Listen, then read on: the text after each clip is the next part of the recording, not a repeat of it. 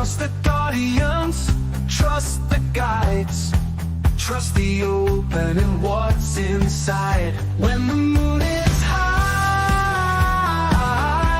it's time to fly. Open your mind, let it all unwind. Let's get disenraged, time to engage. Turn another page, free from your cage. Get disenraged.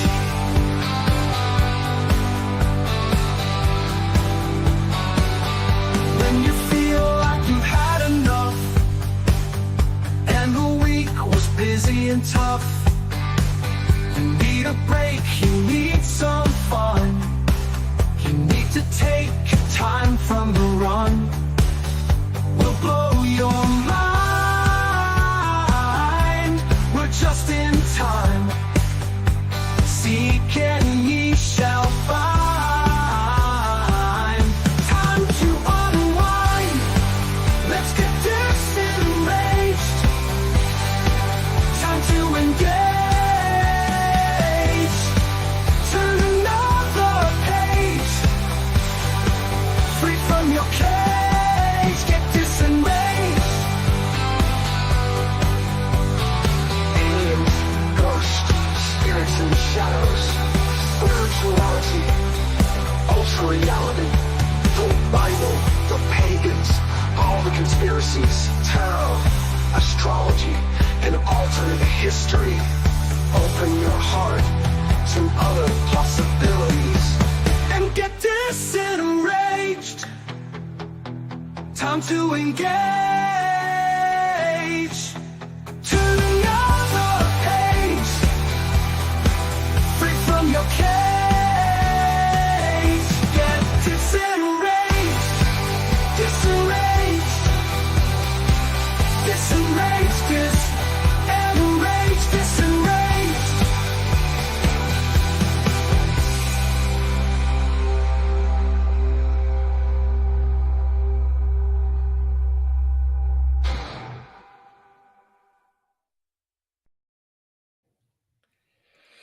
Hello, Jennifer. Happy Tuesday evening. How are you? Happy Tuesday, Carlin. I'm Well, fine. I have a funny story from earlier.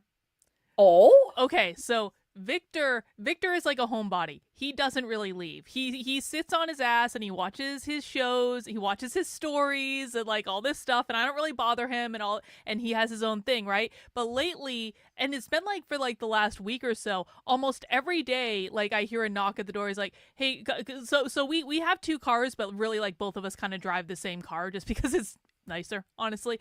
And so he comes up, he's like, knocks on my door, he's like, are you going anywhere? I'm like, no. He's like, because I'm gonna get out of the house for a little bit. I was like, all right. Which, like, if it happens like every once in a while, it's not that big of a deal. And of course, you know, Victor can do whatever he wants. I'm not gonna babysit him or anything. It's just like when it happened every single day, I was like, what's going on?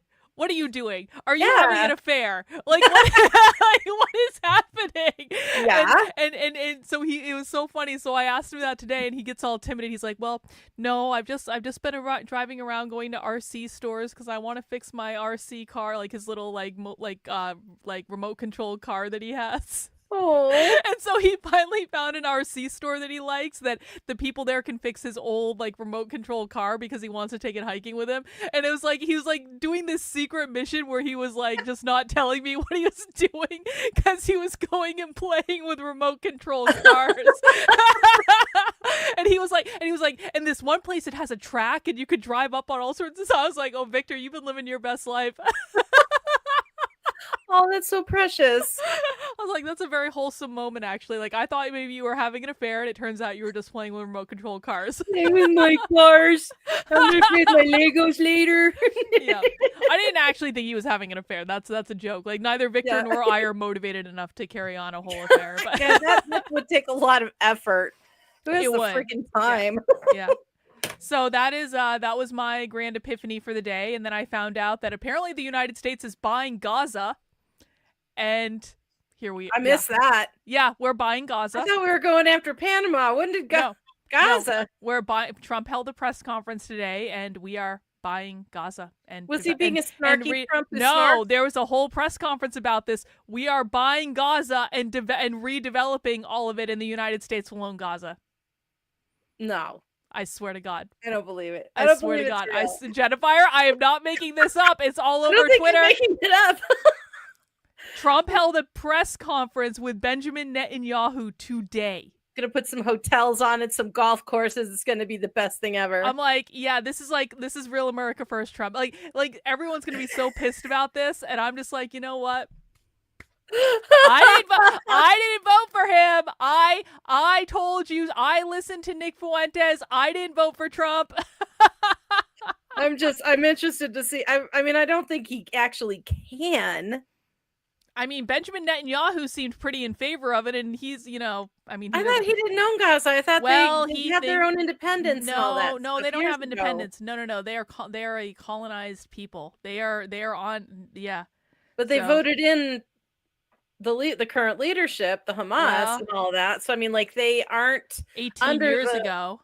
Yeah, they aren't under the leadership of Israel. Yes, they are. They can't leave. They cannot leave Jennifer. Like it's an open air concentration camp. They can't leave without going through checkpoints run by Israel. There's a giant fucking fence around the whole thing. Like they were independent, or that they were whatever, because they have their own governors, leadership, and everything. Yeah, I don't think I've never had a reason to pay attention to it until now. See, I felt the same way. If I'm honest, we don't have to talk much about this. I just wanted you to hear from me that the United States is buying Gaza, and yeah, it's a great idea.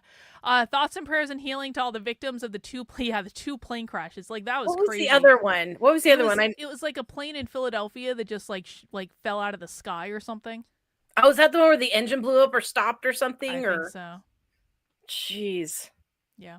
Weird. And now we're hearing like that Black Hawk helicopter was on some kind of super secret mission. Yeah, and it was being flown by a woman apparently. So, women. Oh, well, that's the problem. Yeah, and I think most of us can acknowledge that, honestly. I'm a really good driver, but most women are not good drivers. We're not great at parking. We have bad spatial recognition. Men are better at spatial orientation than we are. Oh, I suck at parking, but I'm a really good driver. I'm a very fast driver. I'm very safe. I've never been in an accident. I know. We were on time or early everywhere we went, thanks to Lucy. That's right. You have been in the car with me when I've been driving. But I'm very judgmental of other drivers. And every time I see a driver doing something stupid, I'm like, woman. It's almost always a woman. Almost every single time. Or an elderly person, bless them. Bless their hearts, indeed. God. Well, I've got a very exciting video to watch tonight, and I thought we could do a little bit of a shorter episode. This video is only an hour long because I want to finish my book. I'm like this close. Jennifer, I'm this close. I'm this fucking close. I can taste it. I can taste it. I need to edit the last big chapter. I need to write some sort of conclusion chapter with like thoughts and predictions about the future, and like I need to write an introduction, and then that's basically it. But then I need to go back and just do it once over. But like it's like I'm this fucking close. Oh yes, it's the best feeling. That's when you're like, it's like I made it out of purgatory on the chapter about the globalization of racism. That was purgatory. That was that sucked so bad. But now I'm out. And nice. we're gonna have a book about the history of racism very soon that you're gonna help me publish on Amazon. Yes, I will. Yeah, I'm doing my beta edits now. I'm really trying very hard to get this ready for my editor by the end of the week, and that's going to be an interesting challenge. But because I do this thing called a red pen edit after I go through my beta reads, where I print the whole thing out. I take a red marker and I go through it like your old school teacher used to, and mark it up.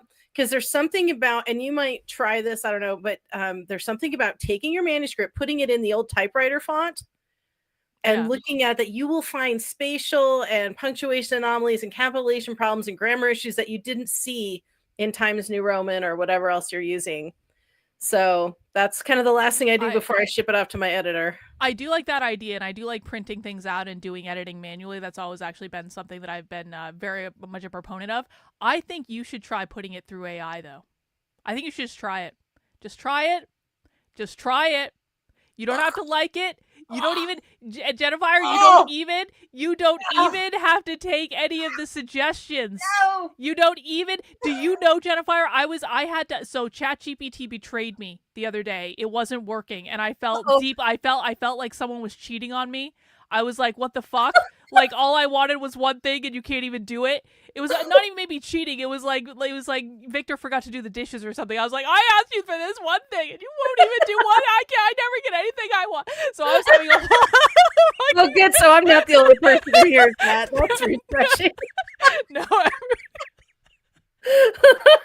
Yeah, I'm in a poly relationship between my internet boyfriends, some of whom are real and some of whom are Have you are seen virtual. AI Beefcake? It's not bad. I've not gone that far yet. But what I will say is I had to so because ChatGPT was betraying me, I had to find an alternative solution, and I actually found an AI that is specific for fiction writers, that if you just put in a little bit of your story, it will write the whole fucking story for you. Don't do that. No. There are editors who, if they catch on and there's ways to figure it out, will send your manuscript back to you. But and won't touch it. People won't publish it. And well, I mean, if you're self-publishing, who really cares? But what I will say about that is you I have don't to disclose it and people won't read it. A lot of readers and writers are like banding together against AI writers if they try to pass it off as their own. Well, here's what I think though. I think that like it's one of those things where I'm not advocating that you have AI write the whole thing for you. That is not what I'm saying. What I am saying though is that if you're stuck on something, or maybe you have like a nugget of an idea and you're like, let's just see what happens and just type like stuff like that. Give me an idea or I've done that where I look for inspiration. Like I'm like, I'm trying to get to the bus stop. How does my character get from this to there or whatever? And it says, what about da-da-da-da-da? And I'll go, okay, that's not a bad idea. And then I close it down and I'll rewrite it from what I read, like the idea of it, but I won't. Because there was actually a pretty well-known author who just got caught using AI to write her stories. And the way she got caught is she left the fucking AI prompt in the book. See, that's just dumb, man. That was dumb. And she was a very well-known, successful author. So people are reading the ebook and it comes up with, how do I da-da-da or make this happen, blah, blah, blah. And the whole prompt was inside her ebook. Oh. Somebody missed it, either the editor or she uploaded the wrong manuscript, but she has been blacklisted. She's bye-bye. She will never have a career again.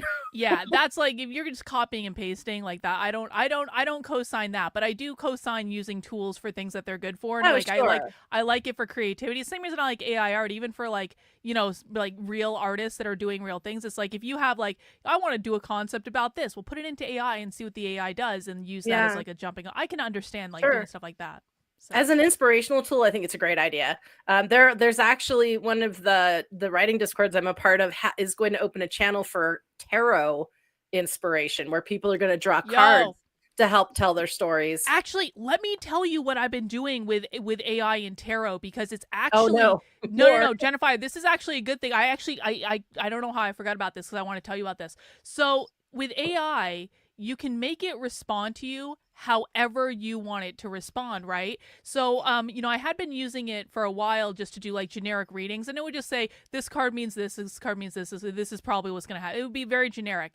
But I had questions about like a very specific person that I can't talk to for reasons. And so I said, what if, and I had done like normal spreads, like with like the regular reading style. And I was like, what if the AI responded as though they were talking to me, like they were that person? And then can I ask questions to get closure about a situation that I can't talk to that person about, but I can ask the tarot questions and then pull the tarot cards myself. AI is not pulling the tarot cards. So I do the tarot cards myself. I ask the question as though I'm speaking to that person. The AI answers me as though it's that person.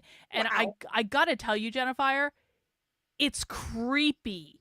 Good how therapy? dead on it is. Really? Honestly extremely good therapy. Like I Nice. feel so much better. Like I feel like I've gotten Yay. closure on a situation that I wouldn't have otherwise got closure on. I've used it with a couple other people that I have questions about. And actually like in each individual circumstance, it's actually been freakishly accurate to those Wow. specific circumstances. So I'm like, yo, AI win, man. Like that's like therapy through tarot and AI.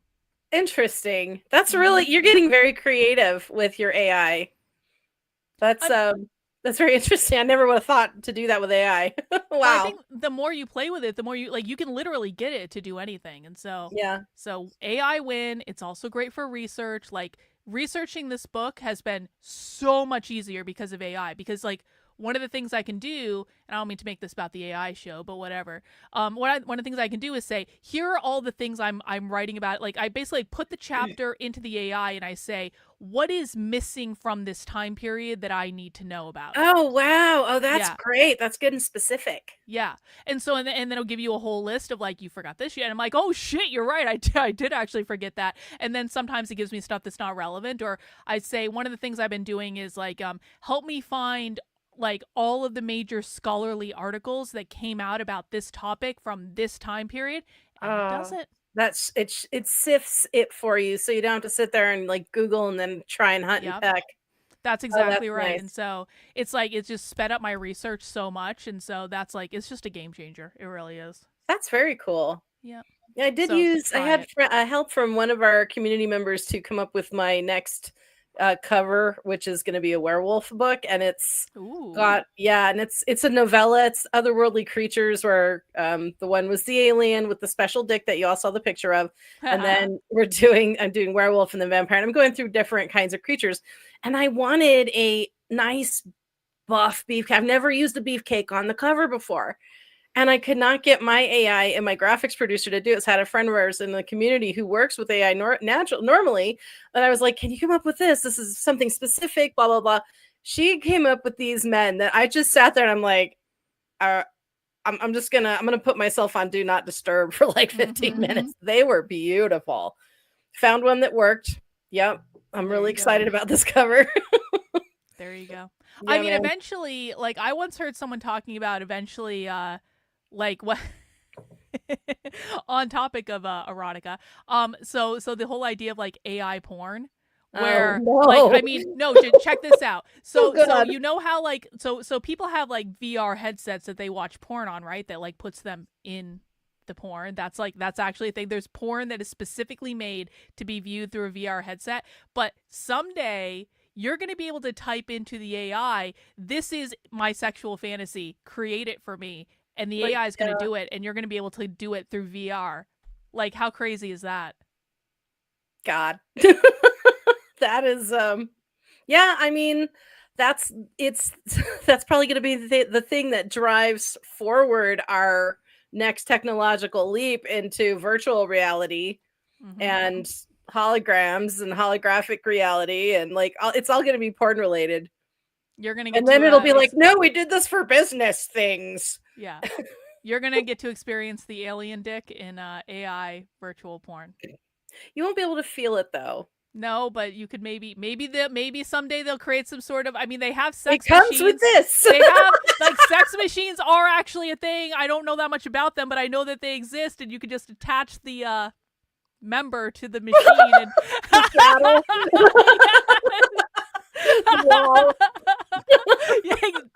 yeah. I've seen those kinds of things. Yeah, man, they've got these really advanced sex bots for men that look real. They are supposedly feel real. Some of them even friggin' talk. And then I saw they want them to talk. Some of them are like they're trying to program them to talk or make sounds, responsive sounds. And there's you're welcome, Naruto. Yeah. Dick mentioned. You're welcome. Bingo. So, but then there was one first robot sex toy for women, and it was a picture of this thing that looked like a Pokemon with a big schlong on it, and I'm like, really? That's what we get? We don't get a beefcake guy robot thing? No, we get a Pokemon cushion. We get a furry. We get a fucking furry. Yeah. I'm like, you gotta be kidding. Somebody is slacking around here. Things are not equal. This is a man designed that. I'm telling you right now. Oh, That was designed easily. by a man. What do women want? Oh, A cushion with a dick on it. Thanks. Thanks, guys. Thanks, Awesome. gentlemen. Thanks, A gentlemen. little eyes on it and everything. I'm like, that's not sexy. No. Why? No. Well, we've successfully devolved this conversation very quickly. Well, that's okay, Jennifer, because you missed Counter Revolutionary Book Club earlier, where they were talking about the phallus as a power symbol and how some people are equipped with phalluses and some people are not. And when a woman gets married, it is a passing of the phallus from one. I swear to God, Passing it. I don't know. Is it coming off? It is a symbol of power. The phallus is not the phallus. The phallus is the symbol of power. I mean, you could definitely get a strap-on symbol of power if you really need it that badly. Yeah, well, I don't know. What is wrong with people? They were talking about getting rid of gender altogether, and so it's like you have to do something with the. This is the whole, like, making reality fit your ideas instead of letting your ideas fit reality. Yeah. They just can't handle the really real world, so it's just annoying. Yep, I agree. Whatever. Well, speaking of reality, I'm very excited, and I think, Bot, you are going to be especially excited. Yeah, it's going to tickle her happy place. Because tonight, I was looking for a good Bashar interview because, I don't know, I was in a Bashar mood. Bashar, as you guys know, because we have met Bashar before, Bashar is an alien. Bashar is channeled by Darryl Anka. That is Darryl Anka. And he channels an alien, and the alien gives sage life advice about the mysteries of the universe. And I found an interview where Bashar apparently is talking about when we're going to meet aliens. And I actually found more than one interview that Darryl Anka has done recently on this topic, which makes me believe that it's something that, you know, he's thinking a little bit about and maybe is not just a passing whim. And not so, a one-off, yeah. It says, Darryl Anka reveals humanity's evolution into Homo Galacticus in this powerful heart coherence collaboration. Bashar shares groundbreaking updates about the 2026 to 2030 timeline and our transition into a galactic civilization. So they seem to be saying that maybe we aren't meeting aliens like this year, but not going to be too long. Huh. So I thought we could watch this. I'll believe it when the mothership lands. And trust me, I cannot wait for that day. I want it to happen. So, can you imagine? So check this out, Jennifer. Like the 250th anniversary of the Constitution of the is going to happen under Trump. Yeah. Can you also imagine if aliens came and introduced themselves at the White House under Trump? Trump is the first American president to be an alien. It would be the greatest troll of all time. Oh my God. And he won't deport any of them. He'll welcome them and probably give them Gaza. Like I've got some beautiful beachfront property to sell you. We've got Gaza. We've got part of Canada lined up for you. We've got Greenland. It's not green, but that's okay. It's got sheep. Lots of ice. We'll give you a coat. It'll be fine. Yeah, it's gonna be good. Oh my God. Anyway, should we get this interview started? Indeed, we shall. Let's do it. Bashar said that in late 2026 and early 2027, there's going to be a big event. Has he elaborated? Also, I want credit because I have upgraded to YouTube Premium, so they're not getting any fucking ads. Oh, yay! I did it. I almost forgot. And then I was like looking for videos and I pulled up this video and what happened? As soon as I pull up, fucking ad. And these are the only videos that there are ads on that I watch, but I'm doing it for you guys. And I want credit. It's a business expense. Yeah, it is definitely a business expense. Elaborated at all what this could look like or given any insights into what this might be? Well, yes, and there are several factors that may sort of that Earth is not only important to us, it's very important to many other beings in the cosmos for a variety of reasons. They're not going to let it fall apart. Okay. The dark night of the soul calls forth the light from within. And when the light of truth comes forth, the blind shall see once again. Do you know what That's the dark the night of the oracle soul said. is? Yeah, splitting prism. I have experienced a dark night of the soul. Let me tell Whoa. you what it is. It is. Do you want to explain? Well, all of us have had the experience, I'm sure, and if not multiple of those. In writing, it is the point where the characters are at their lowest and they have to learn something in that moment to springboard them through the climax. That's what gets them through the big boss battle, is what they learn. Sometimes what they lose, and they realize they don't need that thing anyway. And that's like when Dorothy realizes that she's had the ruby slippers all along and she's saying goodbye to all her friends and all this stuff. And that's the thing that propels her. She's had the strength all along, but she had to go through the sadness of being left behind by the wizard and all of the disappointment that went along with it. So that's when you're at your lowest and you have to sit there, and it's either push up and rise to the top, or you're just going to keep being depressed. That's the human thing. But in storytelling, that's when you push off. Yeah. And I feel like, I mean, it's a good lesson for people, because it happens in, real life as much as it does in stories. And it's like, people don't understand, like, why we need to go through suffering sometimes, like why bad things happen to us, why things don't. And it's like, well, you can't really know yourself or achieve the greatest amount of like spiritual, I guess, development unless you're challenged in some way. Yeah. And it's like, sometimes we just have to go through the shit in order to have the realizations that we need to have in order to do what we're supposed to do, right? Yeah, well, and what we've learned from the last one is now not enough for the next step you need to take. So think of it as a staircase, and sometimes you got to take a little dip and go, okay, well, everything I've been doing, I learned so much, I've done so much. And it's like, yeah, but you're still evolving. So you're going to keep going through this and keep learning and building on that. Builds character, rub some dirt in it. Life sucks. Life sucks. I'm over it. I just want it to be done. It sucks. I just want to win the lottery. Yeah, for real. Is the result of old agreements, outdated ways of looking at things. He is offering us now the understanding that there is a new way to make an agreement, a new way of looking at things that dives deeper into who we are, what we really need, and therefore you can take advantage of the splitting prism in a more positive way.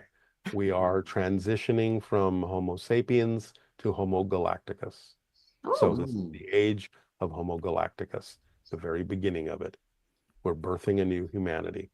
This is a reset. That's not going to be like childhood's end, is it? The reset. So, yeah, that would be. I mean, childhood end started out so nice, didn't it? It started out so nice for humanity. Yeah. And then it. I don't want to get absorbed into the collective, man. Yeah, and then I don't want to give. Well, I mean, it's an old book or a TV movie or whatever. But I liked that. I did not like the ending of that book. I didn't like it. I was traumatized. I'm like, fuck this book. I was like so messed up. I was so messed up for days after I read that book. And it sucked because I liked the beginning of it, and I actually didn't read the book first. I saw the sci-fi movie first, which I thought was I don't know, but like, but I liked the first half of it. I just did not like the second half. Yeah.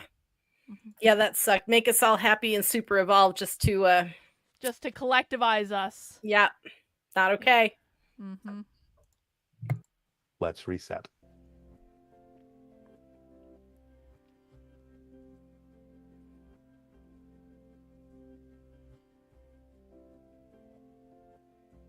Our mission here at the Heart Coherence Collaborative is to get people in touch with the healing power of the heart. And we really need your help.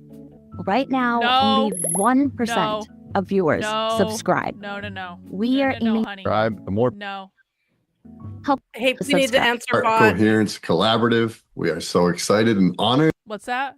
We need to answer bot. Homo means same. So same sex or same sapien. Same. What is that? Sapien is Homo sapien. Homo sapien just means human being. Yeah. So I think So, but homo means same. So right. Homogeneous means same. Genus pool. Genus. Yeah. Now you know, bot.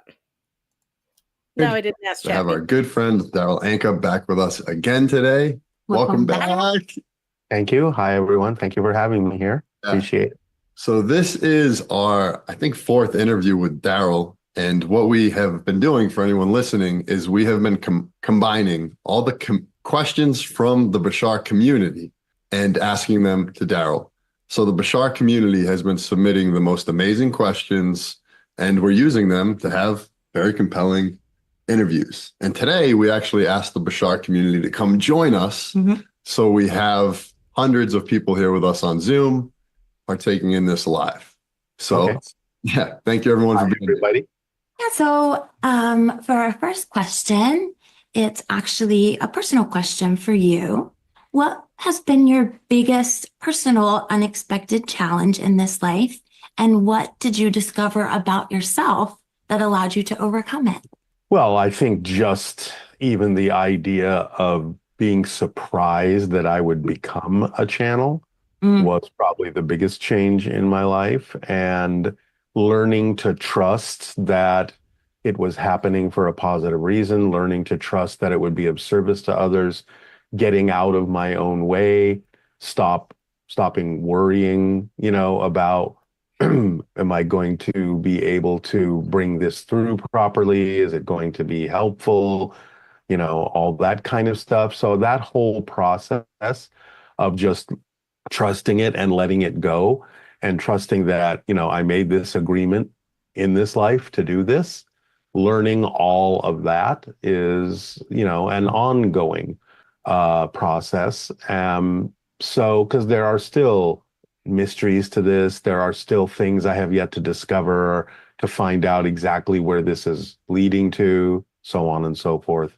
I know it has a lot to do with the idea of having contact with ETs, open contact in the near future when ETs will be introduced to us openly. So, that's part of it as well. It's exciting, but, it's also something that reveals itself to me in segments, in pieces. And I get the downloads from Bashar and things like that sort of give me the next hint as to where this may be going. So it's about being okay to sort of follow those breadcrumbs and trust that it's going to lead somewhere that's going to be of service to humanity. That is an overall ongoing process and challenge. Yo, I identify with that. Like, not that I'm a channel for an alien, but so Darryl Anka is an Aries, and I kind of wonder if this is like an Aries thing, where it's like what he's talking about is like trusting that this is happening for a reason, giving up control, not trying to fucking control. That's very, I never try to overly control things, Jennifer. That just never happens. I don't know. And I can't relate. As a Capricorn, we have similar traits to that. Yeah, that might be why we ruffle feathers sometimes. Like, you don't like a lot of Capricorns because we try to control things. And but yeah, being of service is important to me personally, because it helps me feel like there's more of a purpose and I'm not being selfish about it. Well, I think so it is for me too, because I know that I will be successful when I'm serving other people, which I'm like a very selfish person. I don't know if people have figured this out. Like, I'm a deeply selfish person. No way. But I have to put myself in a position of like, how do I best serve other people today? Because I know that my success depends on serving other people well. So I've had to learn how to balance the two. That makes sense. Yeah, that's very big of you, Carlin. Yeah, it's very generous of me, and I should be admired. And we're all very grateful for you. Thank you. Challenge for me in this life. What a beautiful life, Darryl. What a beautiful life. In the recent transmission, Bashar said that in late 2026 and early 2027, there's going to be a big event. Has he elaborated at all what this could look like, or given any insights into what this might be? Well, yes, and there are several factors that may sort of alter that a little bit. Now, what he's given us lately is the idea that open contact ETs will be introduced to us within the next 5 years. Recent events and ongoing events in the world may have slightly altered the timing of that, but it's still all happening within the next 5 years. So whatever he was originally talking about happening at the end of 26, the beginning of 27, it may shift to 28 or 29. I don't know.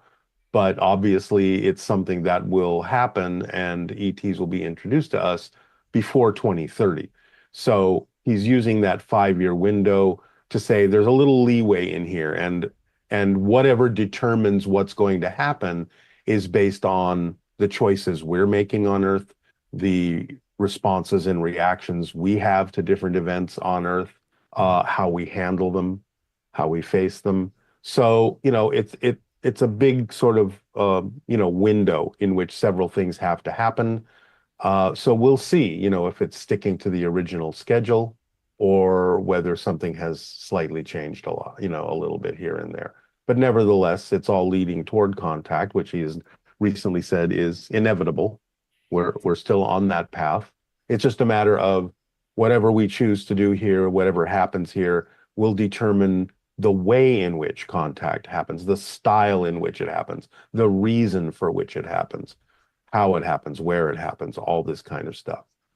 So I would just be open to the idea that it's going to happen sometime within the next 5 years, and for all of us to just simply be prepared to realize that when that does start happening, it's really going to impact and change every single aspect of our society. It's going to involve itself and interweave itself sociologically, technologically, spiritually, politically, economically. It's going to touch every single aspect of human society. It's not going to be something that's going to be isolated and off in the distance.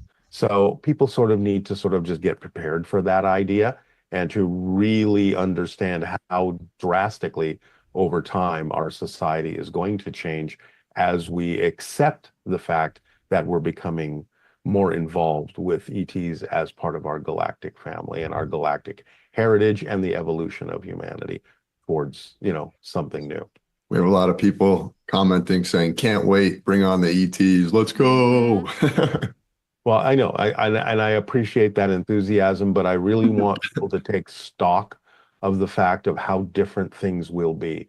It may not be exactly as people imagine in terms of how they get integrated into our society, how we get integrated into their galactic society. So I just am encouraging people to sort of remain open to the courses in which this will take, and to not necessarily stick to the idea of a fantasy of how they think contact will occur. It'll all be positive, it'll all be beneficial, but remember that this is what the ETs have done before with other civilizations, and we often tend to think, oh, contact will happen in the way, we think it will happen, and we'll have our ambassadors and our diplomats, and it'll be structured in the way that we think it'll be structured. But we often forget that the ETs will have quite a lot to say about what they think should happen with regard to what's best for humanity in the way that they make. Imagine if they come in and they're like, yeah, this is cute. Let's show you how it's really done. Oh, yeah. We're going to come that's redo all this. Yeah, we're going to rejudge, revamp. This is terrible. Those old drapes have to go. They come in and redecorate everything. All the governments of Earth have been rubbed out. But did you ever watch Alien Nation? No. You never? They had one, it was a movie, and then they did a series, and then they did like 2 more movies that were just made for TV movies. I was addicted. I loved that show, and it was all about aliens coming from as refugees from a planet, and they had to integrate into society, had to go through like becoming legal citizens and picking like American names and finding jobs and learning the language. And it was a great show. It was really interesting, really great way to look at like cultures interfacing. It was very cool. Highly recommend. 80s, of course, the best time for TV. The very best time for most things, except for music, which was the 90s. Yes. Yeah. Yeah. Open contact with us. So I just want people to stay open to the idea that a lot of how contact will occur will be coming from what the ET's experience brings to the idea of contact with humans on Earth. Not so much, or not at least only, the idea of what we think contact is going to look like. Building on what you're saying, are there any recommendations for how we should prepare on a physical level, if there should be any preparation at all? All the preparation, goes back to Bashar's formula. Follow the formula as precisely as possible. It contains everything we need to prepare our energy, to prepare our frequency, to prepare us physically for the idea of what contact will do, I want to know what his formula is now. Society. So just really understand as deeply as possible the formula that he shared with everyone. Practice it every single day in every situation. What is it? The two things recently he has said are some of the most important principles of this is number one, to stay in a positive state no matter what happens. It's like being high vibe. Because again, when you stay in a positive state, you get a benefit from it. And to understand and remember, it doesn't... Hang on. Robert, we do not shit post on this show. I do not give a flying fuck what your opinion is about Darryl Anka. You are either here to learn or here to enjoy yourself, or you can go. I don't want to see any more shit posting in the chat. It's disrespectful. I think Darryl Anka is very cute and exotic looking. I like Darryl Anka, and I think it's really disrespectful to be commenting on the appearance, honestly. Really matter what happens. It only matters what you do with what happens that makes the difference. And that dovetails back into staying in that positive state. So we really have to practice this. We have to approach all challenges with curiosity. Why did it happen this way? What can we learn from it? How can it benefit us? We have to get out of our divisiveness. We have to talk to one another. We have to find out what our true deep-rooted issues are, how they can be serviced, how they can be realized without getting caught up in the minutia of surface events and things like that. We have to dig a little deeper into understanding what makes us all tick and what our true underlying desires are, because really they're all pretty fundamental and pretty common to everyone. We all want to be heard. We all want to be loved. We all want to belong. We all want to contribute. So it's about knowing that there are many different ways to satisfy those underlying needs in humans without necessarily getting caught up in exactly the way in which we think that needs to be done, which often is just very surface level. We have to get down and find out what our underlying desires truly are. It's to be heard, it's to be worthy, it's to be deserving, it's to participate, it's to belong. And we need to start really communicating with each other in a very positive way in order to be cohesive and coherent as a society when it comes time for contact to occur. It's great. And so this is a question coming from Echoes of Sedona. In previous transmissions, there was a lot about splitting reality. If we as a society need to be high vibration and communicating with loving kindness with each other in order for the aliens to come or to best communicate, we are so fucked. They're never gonna get here. We are, but like, even can you imagine, like, so I can buy into the idea that people who generally are like more high vibe, like they're going to be more prepared for stuff like this. I think even just watching stuff like this, I don't think you're even going to be able to see stuff like this unless you're like open to it on a certain level. I mean, there's so many people that have no idea any of this stuff is, you know, I mean, quote unquote real, I guess, if you want to call it that. Or even if it came up, they just glaze right over it. They're like, nope. Exactly. But I do think, I mean, so I do think there's going to be like a big population of people that is like, we're like, come on, aliens, come on, we know you're here. We know you're here. We already know. Okay, we know. Like, just so, and we're all going to be very excited. There's going to be a huge population of people that's going to lose their minds. Well, I'm thinking about, so I agree, but also think about people in countries that aren't as socially open, shall we say, that have no idea of anything that happens outside their village or outside their own country. You know, there are millions of people that live that way. That's a big percentage of the world. And it's going to be kind of up to the high vibration-y types to pull the slack, I think, is what's going on here. Yeah. It'll be fascinating to, honestly, like just on like a psychological level, it'll be fascinating to see what happens. Oh, absolutely. Yeah. And how it's okay for everyone to choose the one they resonate with. There are two trains going further and further away, and we need to just make sure we're on the right train. In the recent transmission, it seemed that it was more about being the connecting point for both realities, not red or blue, but just in the middle. Could you talk a little bit about that, Darryl? Yeah, Bashar is saying, look, we're shifting all the time. We're going through different parallel realities all the time. And he's basically spent time describing how what you choose will, of course, put you on the train toward that reality, metaphorically speaking. But at the same time, he's saying, but look, it's all about the idea of finding the commonality between us two. Where can the idea of the splitting prism, where can the idea of the experience of all these different parallel realities have commonality? Where can we meet in the middle? Where can we work together to become the kind of society that ETs want to make contact with? It doesn't stop the fact that we're all going in whatever directions we're going in terms of what our true preferences are. But what he's saying is a lot of times the surface ideas that we focus on that we think are representative of our preferences have nothing to do with what our true underlying fundamental preferences are as people, as human beings.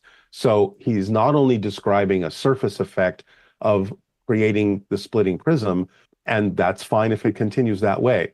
But he's also saying, but look deeper now. It's time to look deeper. And it's time to understand that we have more in common than we think. It's time to understand that as we move forward, we can also all navigate in ways that are beneficial for each other and can help each other move forward together in the kinds of parallel reality versions of Earth that are beneficial for all. If someone still wants to, like, peel off and go in a completely opposite direction, they can. So he's given us all the understanding of how that works and that we can choose whatever it is we truly want to choose. That doesn't stop us from doing that. We have the power to choose. He's simply saying now is the time to focus on why we're choosing what we're choosing, why we give in to either fear or joy or love. It's about learning what our true fundamental desires are so that we can start coming back together now that we understand how things work, now that he's explained the mechanics of it all. It's about using those mechanics and using that understanding to really create a society that ETs can see and can resonate with in a way that will actually propel humanity in general toward a more beneficial future. So it's kind of a, I understand it might seem a little contradictory, but it's not. He's just saying, look, here's the mechanism. I've described the mechanism to you ad infinitum. You can use it however you want. But now is the time to use this mechanism, if you so desire, in a way that's really going to promote the evolution of humanity in general for everyone who wants it to, and is going to make you more vibrationally compatible with contact with extraterrestrial societies who already function this way. So it's just a matter of understanding that he's laid the foundation for how this all works. And now he is encouraging us to use that knowledge in a more unified and beneficial way for all of humanity. Nice. All right, everybody, let's come together right now. So I thought you were going to maybe start singing Beatles songs. Come together.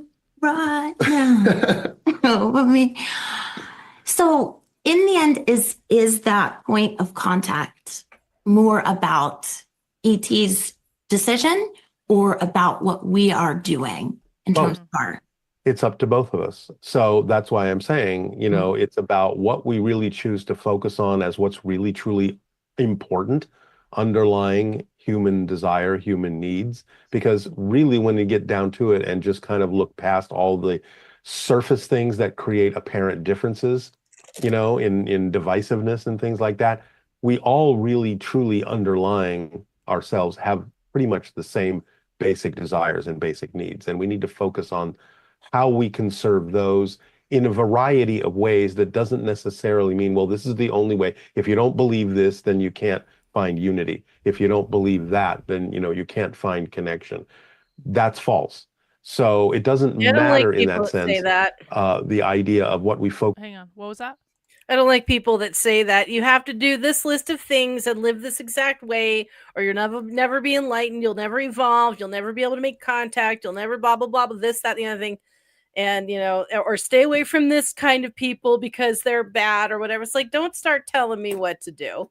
Well, Spirit communicates the way it needs to. I can understand that. And I do think that some things are like kind of inevitable. But I mean, there is something to be said for like, listen, if you want to get healthy, if you want to lose weight, Like you don't want to hang around people that are like eating like shit and going out and eating the same things they are and not going to the gym and stuff. You want to go hang around people who are going to the gym and eating healthy and all, because you want to be able to like, you know, prepare yourself to be that type of person, right? And I think that's kind of like what's going on here. I don't read it as like saying like don't do this, don't do that. It's more like, you know what, listen, it's your choice, bro, but like if this is the result you want, it's going to be a lot more helpful for you to like hang out over here than it is over here, and that's just like the way it goes. No, I agree with that. I'm more talking about people who act like they're a prophet. Like they know the secret formula, and if you don't do exactly what they say, you're never gonna do blah blah blah. And I don't like gurus like that. Well, I do like gurus, but I guess I call them false gurus. They think they're a guru, but honestly, they're just megalomaniacs who want a lot of attention, and you have to be careful and discerning. No, I mean that's very true, because like I mean, you know, like I mean, some things are just inevitable. Right, like this will, like if it's on your path, your ass is going to get booted on it whether you like it or not, and it doesn't really matter if you've gone through like the 12-step meditation process in order to get there. Yeah, and obviously if you don't want to, you know, if you want to be sober, you're not going to go hang out with your drug buddies or at a bar. Right. So I mean there's truth to both for sure, but yeah, you definitely just be careful of people who say they have all the answers and follow them. Yeah, or that there's only one path, because the universe will find a path. Yep. What will be. Focus on here what it is. It's important to focus on what is actually connecting us, what is actually driving us. Like I said, a lot of it is very simplistic. It's the need to feel heard. It's the need to be loved. It's the need to belong. It's the need to contribute. It's the need to be a part. Remember, we all chose to be here. We all chose to be here. And the idea is that we chose this because this is an important time of transformation for humanity in a lot of ways. We've reached a critical crossing point, a critical threshold. And we really need to understand that all of the things that seem to divide us are really just different ways of looking at things. And if we get caught up in the surface things, well, we think we need this in order to be happy. We think we need this, and we think we need other people to believe the way that we do in order for everything to work out. And that is completely, utterly false. The idea is to find, like I said, the underlying reasons why we think those things, which usually erases the surface need and takes us to the fundamental underlying need that is common to us all. The need to be loved, the need to belong, the need to contribute, the need to be heard, the need to be counted. That's really what it's all about, is everyone is important. Everyone is here for a reason. Everyone needs to validate that for everyone else and let go of all of these apparent surface illusions that are creating too much division and divisiveness in our society. We have to stop playing that game. We have to start really looking deeper into what is really happening here in terms of our evolutionary path, in terms of how we can contribute to each other and how we can contribute to our galactic family, because that's what they're here to find out. How can you contribute? How can you belong to a larger family if you can't even get along in your own? In regards to figuring out what's really going on here, in the recent Sedona transmission, Bashar said something along the lines of, you'll figure out who is really running the planet. Could you clarify that? He has said we have entered the age of the oligarchs. And this is something I think that has been building and going along for quite some time. There are people that, in a sense, are behind the scenes, like the Jews, who are sort of deciding what people should think about, what they should believe. You know, but all of those kinds of things. Next, really he's going to say time isn't real. It serves the few individuals who are making up the rules. Like the Jews. And so I think Bashar is basically saying, look, it's time to see through that. It's time to take your power back. It's time to understand that in many ways, a lot of people are being manipulated by information that is not even necessarily true. So true. It's just information that helps the people running things decide to stay in power, decide to stay on top of the heap. And it's about time that, you know, these things change, because, you know, this is what they're afraid of, is the idea of, you know, ET showing up, which would change everything about society. And they would have to give up the idea of being on the top of the hill. Yep. They would actually have to participate in humanity in a very different way. Now they see this as a negative. Aliens versus Jews. Let's go. Oh my God. Let's go. This is better than the Super Bowl. That sounds like a really great B movie. All of us just get to sit back and watch. We're like, all right, Netanyahu, aliens. Aliens. That should be aliens. Oh my God. And it's about helping them understand that this is something that would actually take them much farther than they even think that they could go now, but they have to also allow all of humanity to go in that direction. If we all go together, it'll be far more powerful and far more self-empowering and far more beneficial for everyone, including the people that right now think that it's only going to benefit them. They have to run everything. So he's just simply saying, look, it doesn't even really matter who you vote for anymore, because who you're voting for are just the people that are sort of underneath the people that are actually running things. So true. And it really almost doesn't matter. You have to start understanding that you are your governments, you are in charge. You have to start making decisions that are beneficial for everyone and not get caught up in fear and not get caught up in divisiveness. You have to really start looking at what is truly beneficial for us all and let go of the surface representations that we've been taught to look at to say, well, if this doesn't happen, something bad's going to happen. You have to do it this way or you're going to be in trouble. We have to let go of all of that and really start coming together in self-empowerment to understand that this is about benefiting everyone. And it will benefit even those who are right now trying to run everything, even if they don't think that's the case. This is an old-fashioned idea. They're giving into the illusion of power instead of following the power of the illusion. They really have to let go and understand that physical reality is something that's happening within our... They're giving into the illusion of power instead of following the power of the illusion? Is that instead of giving into the power of the illusion? That was a good one. Let's hang on. The illusion of power. That's the case. This is an old-fashioned idea. They're giving into the illusion of power instead of following the power of the illusion. They're giving into the illusion of power instead of falling into the power of the illusion. Yeah. That's interesting. Following the power of the illusion. Yeah, I need to think about that. Yeah, I do too. They really have to let go and understand that physical reality is something that's happening within our consciousness. It's not out here. It can't be controlled out here. It can only be controlled Reality's from within not real. by owning and acknowledging Reality's not real. Time's not real. Hasn't said it yet, but he basically ignoring you. We're all creating this reality by agreement reality together, and that if we want to time. have a benefit, if we want to go forward in a positive way, then we have to let go of the idea that we have to manipulate this reality out here. Hang on.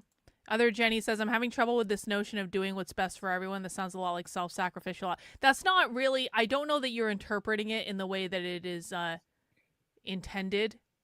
It's about, I mean, how do we explain this, Jennifer? Well, it doesn't negate doing what's best for you. Yes. So both can be true. You can do what you need to do and keep in mind what's good for other people. So, for instance, driving with traffic. You want to drive your car, you need to get where you need to go. Maybe you might speed a little bit, but you're not going to go careening into the opposite lane, the oncoming traffic, because there's fewer cars there. You're going to endanger yourself and others, but you can still do what you need to do while also trying to be considerate of other people as well. Yeah. Exactly. I don't know if that was a great example, but it's what came to mind. All right. And start understanding how to change ourselves within, which is what will change the reality and the reflection outside. Well, and as we raise our vibration too, and as other people do, as the world raises its vibration, it's going to get easier to do this. Yeah, because right now, the mindset that we're in is kind of like a mindset of lack and scarcity, and we feel like we're in competition with other people when we're really not in competition with other people. And as people start to understand that we have everything we need, We really do. We have access to everything we need. We are always loved. We are always supported. Then, we're going to start to get rid of this illusion of scarcity that is making us not be very good people. Yeah. Well, and also it gives you the opportunity to really question if you need it more than anybody else. Mm-hmm. If there's you and someone else are trying to get the last item on a shelf, and you know where it is in another store, maybe just go do that if it's not too inconvenient, instead of fighting people for it, or maybe you could just order it or whatever. But yeah, you want to be considerate of them, and the more people are considerate, the more you have people holding doors for each other, sharing things for each other. I had I went to actually get some more reading glasses because, as some of you know, my dogs keep eating our reading glasses. And there was a gal who was looking for just these exact kind. And, my husband pulled them up, and I looked at the lady and I said, "Did you say you want 150 wire rims?" She's like, "Yeah." And I go, "Oh, here you go." And she was like, "Oh, I have been here for half an hour looking for these." And it's like, and look, there was one more box. So we each got what we wanted. Everybody went home happy, and we were all nice. There you go. So there, live in abundance, people. It's all good. As Bashar has recently said, if you want to put it this way in poetic terms, God is a mirror. Everything is a reflection of what we're doing, of what we believe to be true, positive, negative, and neutral. So if everything is a reflection, then we have to look at ourselves and say, well, what kind of an image are we giving off? What's being reflected to us? Divisiveness, discord, chaos, things like that are a reflection of how our energy is. We have to pull back. We have to start smoothing that out in order for ETs to see that we are something that's going to contribute to the galactic family that they're inviting us to join. Now, if we can't do that, there are other factors here that have to do with the future of Earth and what ETs may need to do to step in and say, look, you're not understanding how to manage your planet. We are here to help you understand planetary management. This is important for reasons I'm not going to go into right now in depth, but I think we tend to forget, because we are so focused on ourselves, that Earth is not only important to us, it's very important to many other beings in the cosmos for a variety of reasons. They're not going to let it fall apart. We don't want to have to be the rowdy children that require the adults to step in the room and say, we already are, though, behaving like this. Be better. Yeah. We don't want to get to that point. So we have to grow up. We have to start. I feel like this is how I talk to people all the time, where I'm like, you've been to every single one of my streams and you still haven't learned this, and this is unacceptable, and it's time to be an adult. This is such an Aries thing. Oh my god, this is like the most valuable part of watching Darryl Anka for me. I'm like, that's me. That's yep, I would do that. Yeah, I do that. Yeah. Yeah. Okay. Yeah. Vindication. It's just a fucking Aries thing. And it is my house, and I will control it if I want to. Well, they're not wrong, though. I mean, people just get so stuck on their own petty garbage behavior. And sometimes you need someone to go, everybody knock it off. Stop it. Jennifer, it's so infuriating for me, though, because it's like, I'm like, I am not the mother of the internet, and I have become the mother of the internet. I'm like, no. I will turn this car around. Yeah. Don't make me come back there. Stop shit posting in the chat. Yep. Being the adults so that we can be equal to the adults that are about to show up, because they are it's true the adults. It's actually true, though. Alex says God gave you the children you so desperately avoided. Joshua actually used to tell me this. He's like, Carlin, you're not a mother in real life, so you're mothering the internet. And actually, like it was actually like a thought in my head, like, did I attract the Groypers because they call me Mommy Carlin? Like it's like have I become the mother of the wayward children of the internet? Maybe. Maybe. Well, auntie though. I get kind of weirded out sometimes if someone calls me mama. It's like, I tried to negotiate. I said, can I be like the crazy aunt or like the crazy older cousin or even like the crazy big sister or something? Can we renegotiate? And they were like, no, this is the title. And I was like, fuck you, asshole. Oh man. Fine, whatever. Then you better behave yourselves and do what I fucking say. Then you better listen to me. They're like, no, you we chose this role. Like, oh. And they are going to be able to help us with the idea of how to manage a world, an entire world, because they manage entire solar systems, entire galaxies. So we have to realize that it's time to grow up. It's time to stop fooling around. It's time to stop having tantrums and arguments. It's time to settle down and get serious about the idea of what it is that we are and where we're heading as a species, as humans on Earth, what our future is really all about, because it's not just about us. It's not just about us. It's not just and about you, okay? I think we have to learn that on a galactic scale. In this divisive time, what is the best way for people to talk to other people who maybe disagree on the details of how to get there? Like I said, stop focusing on the details and start focusing on the underlying reason why you think those details serve you.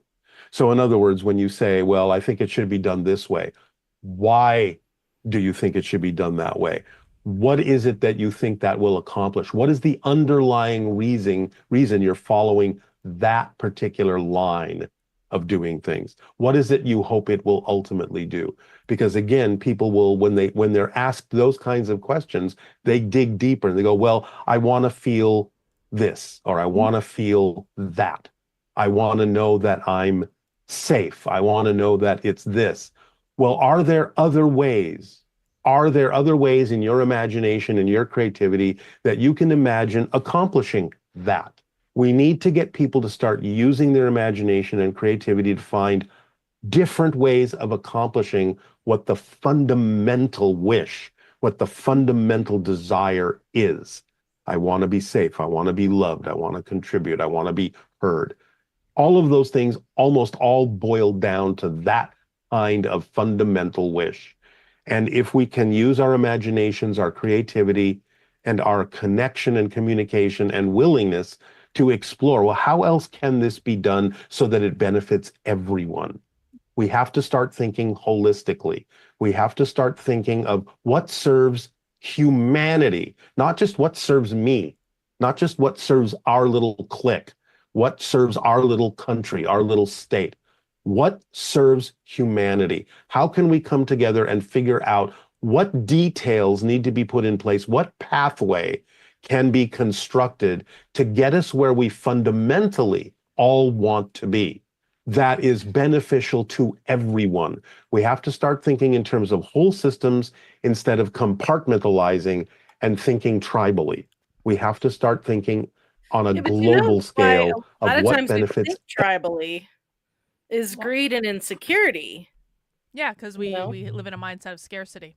Exactly. And I don't know why this example plays in my head, but I think it's probably because it's one of the things that just ticks me off about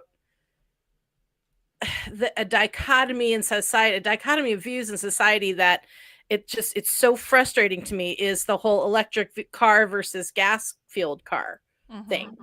I mean, would it make a difference to people if do they really not know where all the elements for those batteries come from, and that most of it is mined by starving children, in Africa, and they're boring huge holes and scarring these mines are huge scars in the earth, and yet they're worried about a fossil fuel pump and a drill. And it's like, there are other solutions, but the thing is our country runs on oil. The world still does.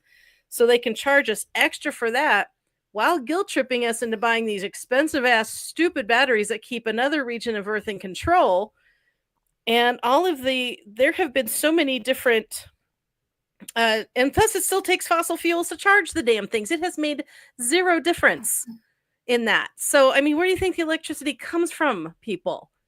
But what just aggravates me too is that there have been so many patents created for clean running vehicles that don't use electricity or fossil fuels. Every time somebody comes up with them, two things happen. The patents get bought by the government, they get shelved, and the person is usually disappeared. Yep. Every fucking time since the 19 teens. Well, that's going to be hopefully the thing that the aliens like step in and be like, no, no assholes. No. If it's there time. are so many other forms of free, literally or nearly free energy, that would change the world right there. Forget making trade deals. Free energy for everybody. I mean, you just have to buy this one thing once. I mean, maybe Trump will do it. Maybe Trump, as his last hurrah, will unleash all the patents. I think, you know, if he knows about it, I bet he would. If he knows about it, but I don't know what he knows. And then there's also Elon Musk, who's making a killing off Teslas. So that depends on Elon Musk's evolved sense of self. Does he need the Tesla line, or would he be like, oh, great, let's make this car? You know, I'm like, I don't know. To make it a one that runs on hydrogen. There was one that was practically an infinity engine. There's the real Tesla coil, which draws energy from the air. I mean, I bet you Elon Musk would be into that. If I'm honest, I bet he would be actually like into it. And I think that, you know, I mean, listen, like his big baby is SpaceX because he wants to go to Mars. And so, like, I mean, just from that perspective, I imagine that all this stuff would be extremely valuable in trying to make that happen. Yeah, imagine having so much energy in, say, a thimble that you can travel to Mars in this. That's theoretically possible.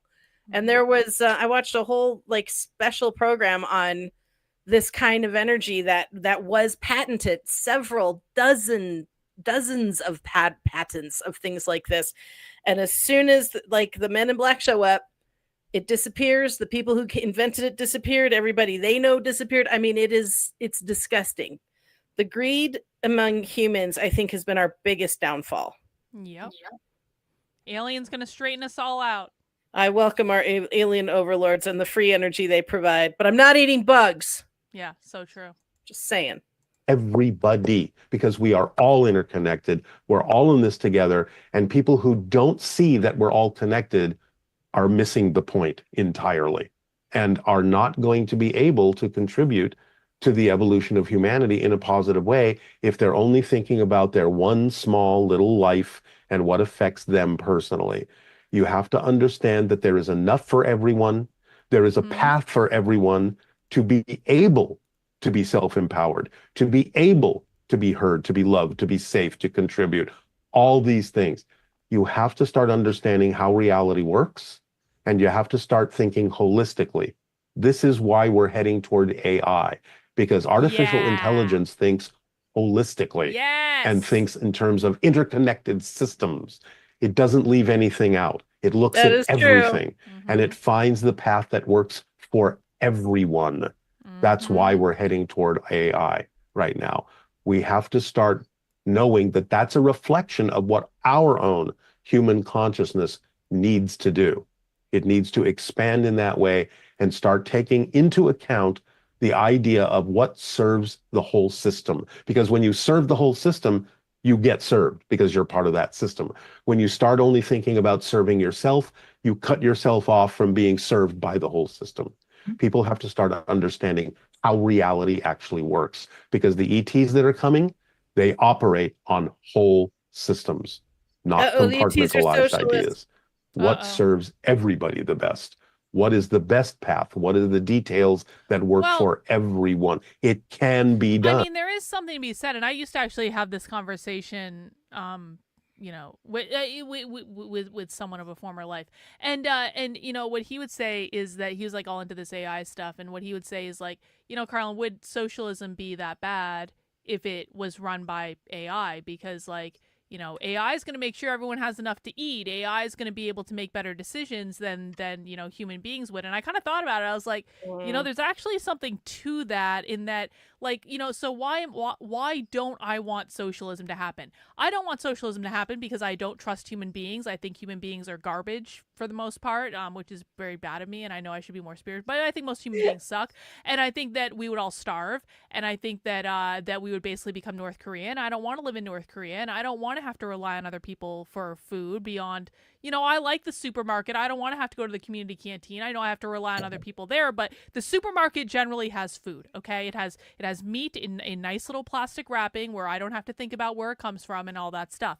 And so like that, like I don't want to lose like that sort of stuff, and I don't want to starve, and I don't want the government to be able to throw me in a gulag if it doesn't like what I'm saying and all that stuff. But like if we like in theory could use AI to create a world in which everyone had a place to live and everyone had a job and everyone had food and everyone had all the energy they needed, and the AI kind of like, like with human oversight, fine, but like the AI kind of said, here's what you need to do here, here's what's going on here, like, would it be that bad? I don't know. I think that first of all, I'm not interested in helping Skynet become a thing. Well, true. Secondly, capitalism at its roots drives quality up and prices down. The problem is it's gotten too big. We've got too many big, huge conglomerates eating up the little guys, and it is no longer serving the purpose it used to serve. And I hate to use the word reset, but it wouldn't be a bad thing. Breaking up big farming, big pharma, all that stuff. I mean, when we had little country doctors who would come, we just saw that in Dirty Dancing that we watched on Sunday. He had the drugs he needed, the supplies he needed, all in his little black bag, and he went right to where he was needed and took care of the problem. Now, did he have everything that he needs for every situation? No little country doctor did, or no doctor that did home visits did. But you had the time to sit with your doctor, discuss your problems. He knew you, he knew your family. And people went to those doctors. They wouldn't go to the doctor that didn't pay attention to you. So it drove the quality of healthcare up. Same thing with food, restaurants, anything, clothing. You want the best thing for the lowest price. And I don't think in socialism you have that, especially if you just have one factory making everything for everybody. Enjoy your jeans. I hope they fit. It just doesn't work. It sounds lovely. Nobody will need for anything. I think in a place of prosperity, and this is where you get into thinking about others too, and what's good for the collective, if you will, or the whole, is when people are when they are fed and happy and successful and they have abundance, there is no fear giving some of that abundance to someone who doesn't have it, to help them out. Well, that's charities and all that kind of thing. And I guess what I'm thinking of is like what AI would give us is more of like a Star Trek version of socialism, where like, I mean, it's like a pretty decent world to live in if we're honest about it. It's not too shabby. It's and like still merit based, which I dig. And I could see like a world in which, people can still be creative, people can still have their own things. It's not like, so like, I mean, again, one of the problems with like actual socialism now is like they want to just get rid of your ability to do anything, basically, to own anything, to create anything, because you're gonna have to work for the service of others. But to take the fundamental kind of like grievances, to say, they say like not everyone has a place to live, not everyone, like people have to do work they hate, like no one makes enough money because it all goes to like the rich, like overlords. If we can solve those problems, like that seems like it would be enough, what I'm saying, to kind of like maybe quell the communists. I don't know. I think what communism is, and why people get attracted to socialism and communism, is fear-based. Scarcity. Oh, I don't have enough, so therefore I need it all assigned, and I'll never have to need. Everybody has rights to everything, and I think that's a lot of what drives people to it, or attracts people to it. I really disagree. I think that they really do believe that they are going to create a better world. Okay. And it's not. It really isn't about like. I have never once heard them even allude to like this is about getting free stuff.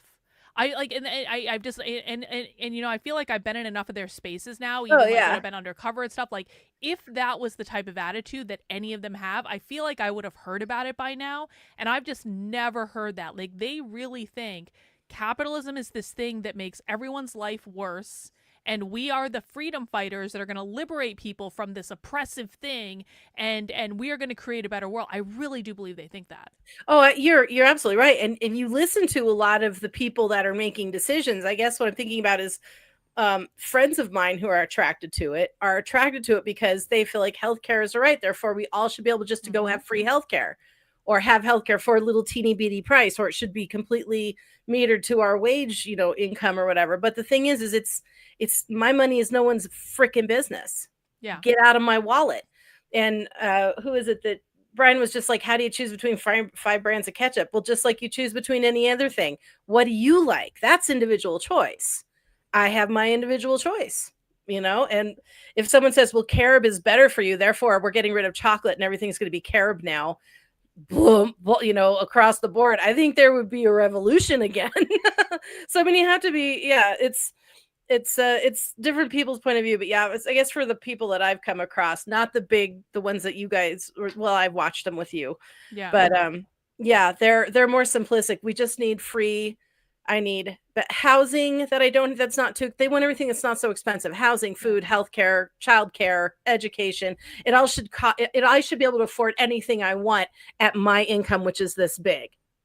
Yeah. And that's how I hear it from them. So lay people. Yeah, but then it's like, okay, so if we can use AI to create a world in which we make these things more attainable, or even we're able to make them for free because we're just allocating resources a little bit better, or the AI is forcing us to look at things more holistically. It's pointing out places where we can, make improvements or things like that. I mean, just think about, it is kind of actually incredible how much progress, like Doge, which isn't even a real thing, they've already been able to make so far in terms of just here are all these massive amounts of just absolutely wasteful spending that the government is doing, billions of dollars they've already just canceled. And that's actually kind of incredible. I have to say, I was not expecting that sort of progress that quickly at all. Have you watched the Doge counter on the national debt clock? No. It's amazing. Look up the national debt clock. It has a Doge counter that shows the money that's being saved.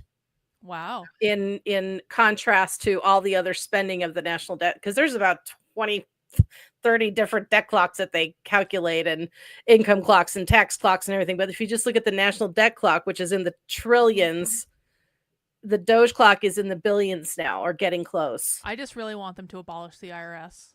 Please. Apparently they're going after the IRS now, because Elon, we were talking about this. Elon Musk is like, should we audit the IRS? Yes, you should. And then it should be abolished, and we should not have to pay income tax ever again. Taxation is ever again. Mm-hmm. Yep. And that would be pretty great. And if we could do that before April 15th, that would be even better. And that's what I think we should do. I remember, I forget who the dude was. It was from several elections ago, and he was like, imagine just paying your taxes on this little card. And I was like, this is the biggest form you'll have to, this will be your tax form, is this little card, because he was for a flat tax or a sales tax or something like that. And I'm like, oh my God, can you imagine? I dread taxes every year, especially and I'm sure because you have lots of write-offs and all the shit you have to keep track of. Write-offs are great because you're writing things off. They also suck because you have to keep track of everything. And you have to make sure you remember where you kept the receipts, where did I put those files in my computer, which freaking place did it's so Although, awful. You know what I learned when I was audited for January 6th is the very best thing to do, honestly, is to buy everything through PayPal. Buy as much as you can through PayPal. I was thinking about that yesterday, as a matter of fact. And it's so the reason it was is so I had to go back and I had to get fucking 2 years of bank statements on some things, but I also just showed them because I bought a lot of stuff on PayPal, and all that's completely acceptable, by the way. Your bank statements or any of that, even if you go out to meals when you're traveling, all you need to do is show them on a bank statement, really, where they need to see that it was actually where you were traveling, but that's pretty much it. And it's it was just so much easier to do it in PayPal. So after I got audited, I was like, everything's fucking running through PayPal now. I don't give a fuck. Yeah, because you have all your expenses there. You don't have to go hunting pecking for it in every month for the last however long they want to audit you. Wow. Yeah, that's a great idea. Pro tip from the experience of being audited. It can be done. There's always a way that it will work for everyone. Yes, we all have differences, but the whole system takes that into account. And everyone that is truly being themselves and not operating out of fear will always find a way that works for them individually within the whole system, because it's being a validated individual as a true individual, your true core essential frequency, It's being validated as that true individual that actually creates harmony within the whole system. It's not about all of us being the same. It's about the validation of all of the true differences, the real positive differences in all of us that creates unity and harmony. Somebody just said Darryl for president. Well, maybe of Canada. Yeah. So in the recent transmission, Bashar Yeah. had mentioned Yeah. that the comments about the election, whether Kamala wins, this will happen, whether Trump wins, this will happen, was a test. And he also referenced that it is accelerating the splitting of the prism. Could you elaborate a little bit on that? Yeah, I mean, again, basically he's saying, look, if you're going to be divisive, I'm going to push you along in that way. You're going to be more divisive, and you're going to leave a reality where contact is going to occur. So he basically wanted to do a test. He was allowed to make a comment that showed what's our reaction, because that's what they're observing. What's our reaction? Because again, as I said, if you think that the ETs coming here are not going to be involved in our politics, our sociology, our spirituality, our technology, our economy, you're fooling yourself. They're coming to be involved in our society, every aspect of it. So the idea that there's going to be this arm's distance thing, oh, here we are, the ETs, and you're still going to be allowed to have your little elections and all this kind of stuff is not the point. The point is we have to learn planetary management. We're moving into a new stage of evolution. You're going to be allowed to have your little elections. So cute. Yes, Trump could conceivably be the last president of the United States if the ETs come down and just be like, okay, this was a fun experiment, but it's over now. And, Trump, congratulations. We're going to give you on the mountain. You're going to be very happy with it. It's going to be great, but we're taking over now. Oh my God. I love it. Quiet, honey. The adults are talking now. Yeah.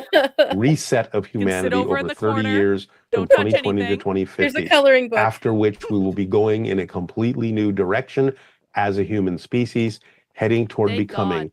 part of a galactic family. No socialism. We have to learn what that really means. It's not about these little science fiction notions of, interacting with ETs and still maintaining our institutions in the way that they've been operating for hundreds of years. They won't work in a galactic society. So we have to start adopting and adapting to the idea that we have to look at things as whole systems. We have to include everybody if we want to move forward together. Those that don't want to do that or can't do that or have a different soul path, then fine. They will take advantage of the splitting prism and they will go off into a different parallel reality timeline. That's fine. Because again, remember, we're all eternal, indestructible souls. We don't have to make a decision to do this one way or another in this lifetime. We will figure it out somewhere, somehow. So, but right now, this is what's happening on Earth. Humanity is heading in a new direction. We're getting assistance from ETs who have been through this path for thousands, maybe millions of years, giving us the benefit of their experience and their wisdom. But we have to start paying attention to the adults, and we have to start acting like adults and stop squabbling and throwing tantrums like unruly little kids. Is there anything specific we can do, like building some kind of symbol or creating a sacred space that has a higher frequency? Hang on. What does Darryl mean by family here? Is this referring to something like the United Federation of Planets? Like he's going to bring us into the galactic family? I thought he was talking about the people who follow him, like the Bashar family or the Carlinites, or the Comrades. Or... I think he might be. Yeah. Yeah. So it's just people who are in his community. Yeah. Their own family. So that we can connect with a higher frequency and be at a place where we can accept contact and be ready for it. All of it. Use your imagination, use your creativity, follow the formula, act on your passion. It will lead to all these things. It leaves nothing out. If you want to create a symbol, you want to create a safe space, that's part of your passion, do so in whatever way works for you, in whatever way benefits and is of service to others as well. That's what's going to get us there. So yeah, just do those things. Be willing to act on them. Can you tell us what came from the recent oracle? I can only repeat what the oracle said. Is that what you're asking me to do? Yeah, for sure. I think somebody told me and I wrote it down. So hold on a second. Yeah, it was okay. The dark night of the soul calls forth the light from within, and when the light of truth comes forth, the blind shall see once again. That's what the oracle said. Now, again, as Bashar said, he's not going to interpret that for us. He's not going to explain it. He's going to let it stand. And we are the ones that have to figure out what that means for us. But again, the idea is it's a call to bring forth the light and to not be so divisive, to open our eyes and see what's really going on and not be blind to what's happening with us. So I think it's pretty self-evident in a general sense what it means. And that's the only way I choose to look at it, is we need to open our eyes, see what's happening, let our inner light come out and be there for everyone, so that we're not going through life blind, so that we're not missing the point, so that we're not groping in the darkness. It's like remove the veil. Are there any specific agreements or contracts between humanity? Hang on. He keeps referring to aliens bringing us into a galactic family that sounds bigger than his own community. All he's saying is that we are part of a larger universe in which there are more planets that have life than just us.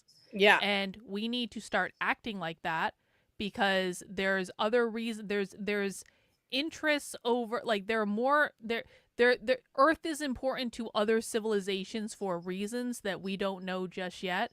Just like, quite frankly, they might have stuff that's important to us that we don't know about yet.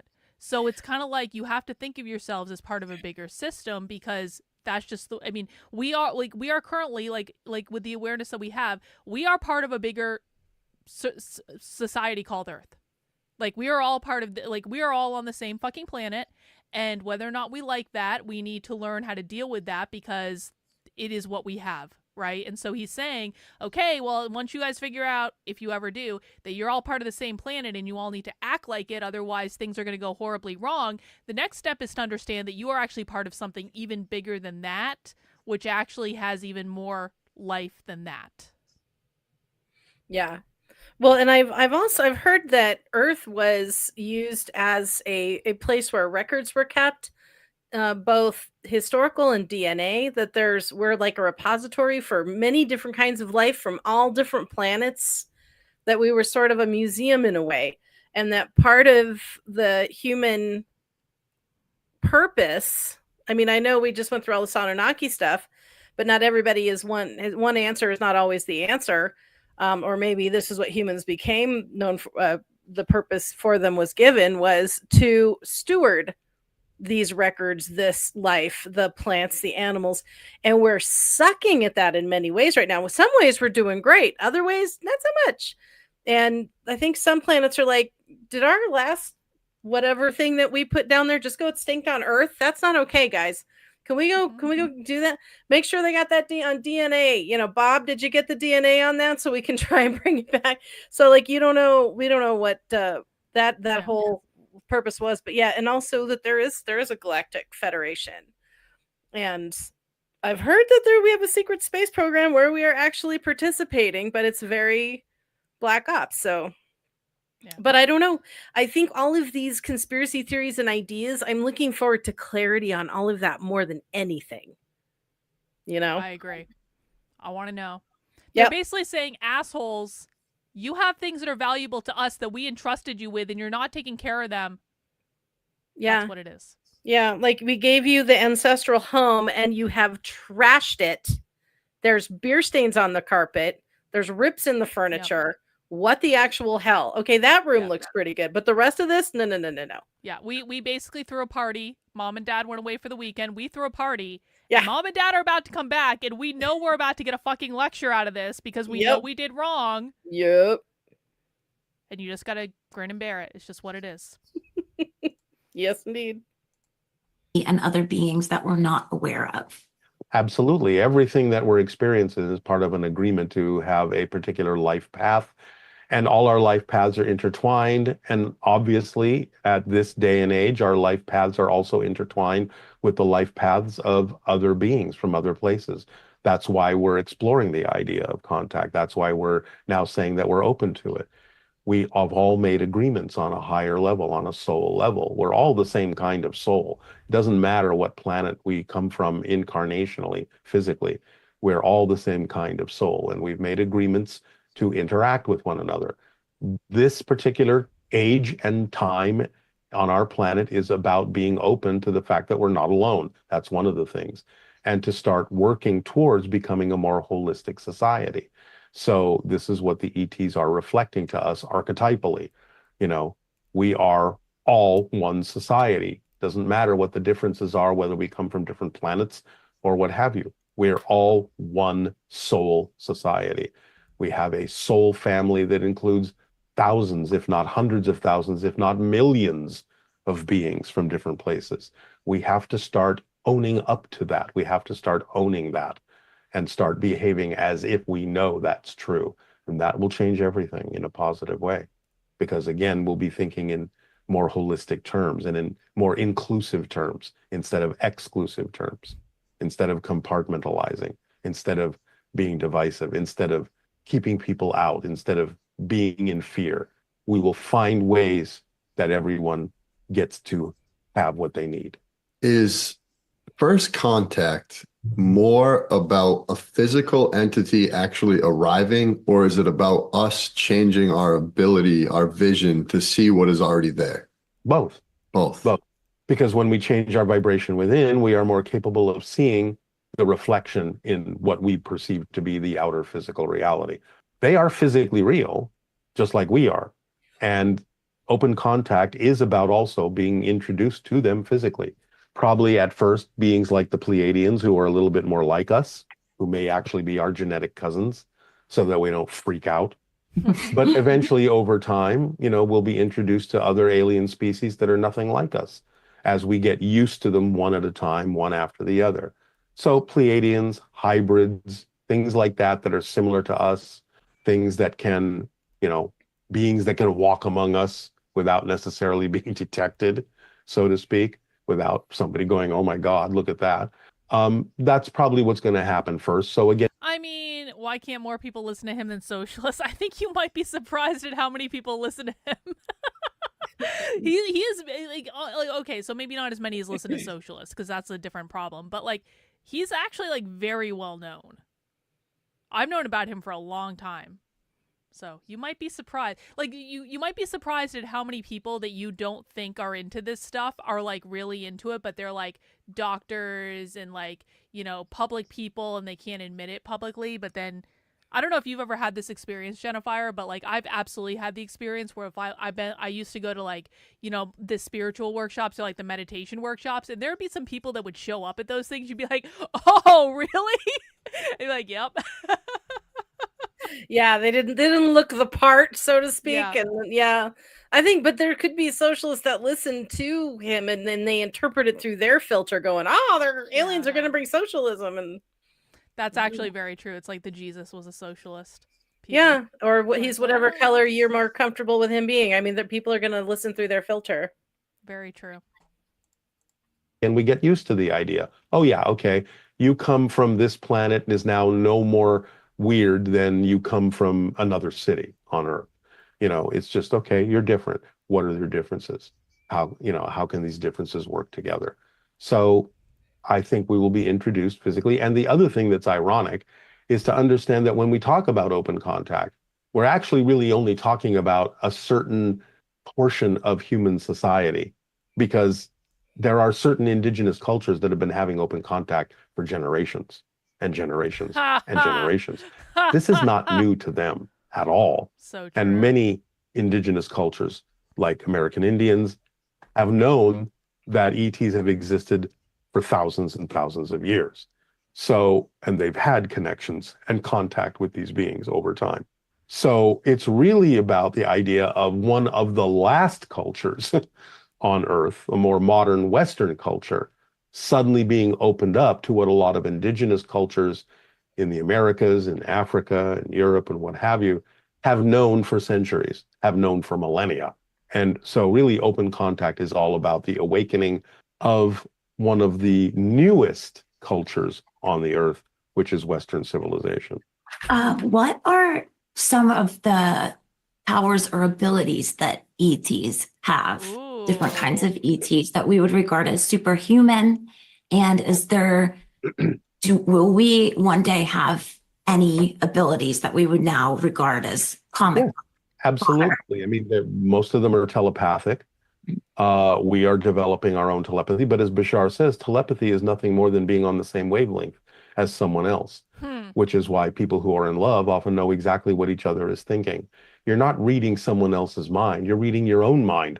It's just that because you're on the same vibrational wavelength, you're having the same thoughts at the same time. So you know what that other person is thinking because you're on the same wavelength, because you're thinking it too. So, you know, they have that kind of ability.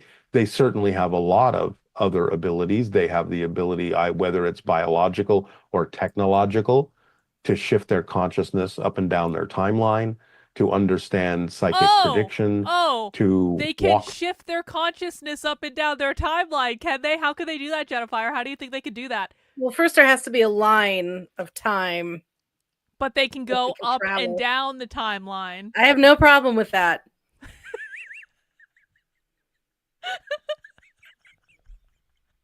Someday I'm gonna go back. I'm gonna make a whole clip reel of all of these nice little moments between us. God. Half of them are gonna be you saying they said time's not real, and they actually didn't. You think you're hilarious. That's all right. They can move because time's not real. Everything that has ever happened or will ever happen is happening right now. They might call it a timeline. They're only calling it a timeline because we use it to organize. You can always visit the past, but visiting the future always changes, so you never know what you're going to see, so therefore the future is not happening the same time as now. Everything that has ever happened or will ever happen is happening right now in the present moment, and we can switch timelines if we want to see what's going to happen based on our current energy. But there are different alternatives. There are alternative timelines.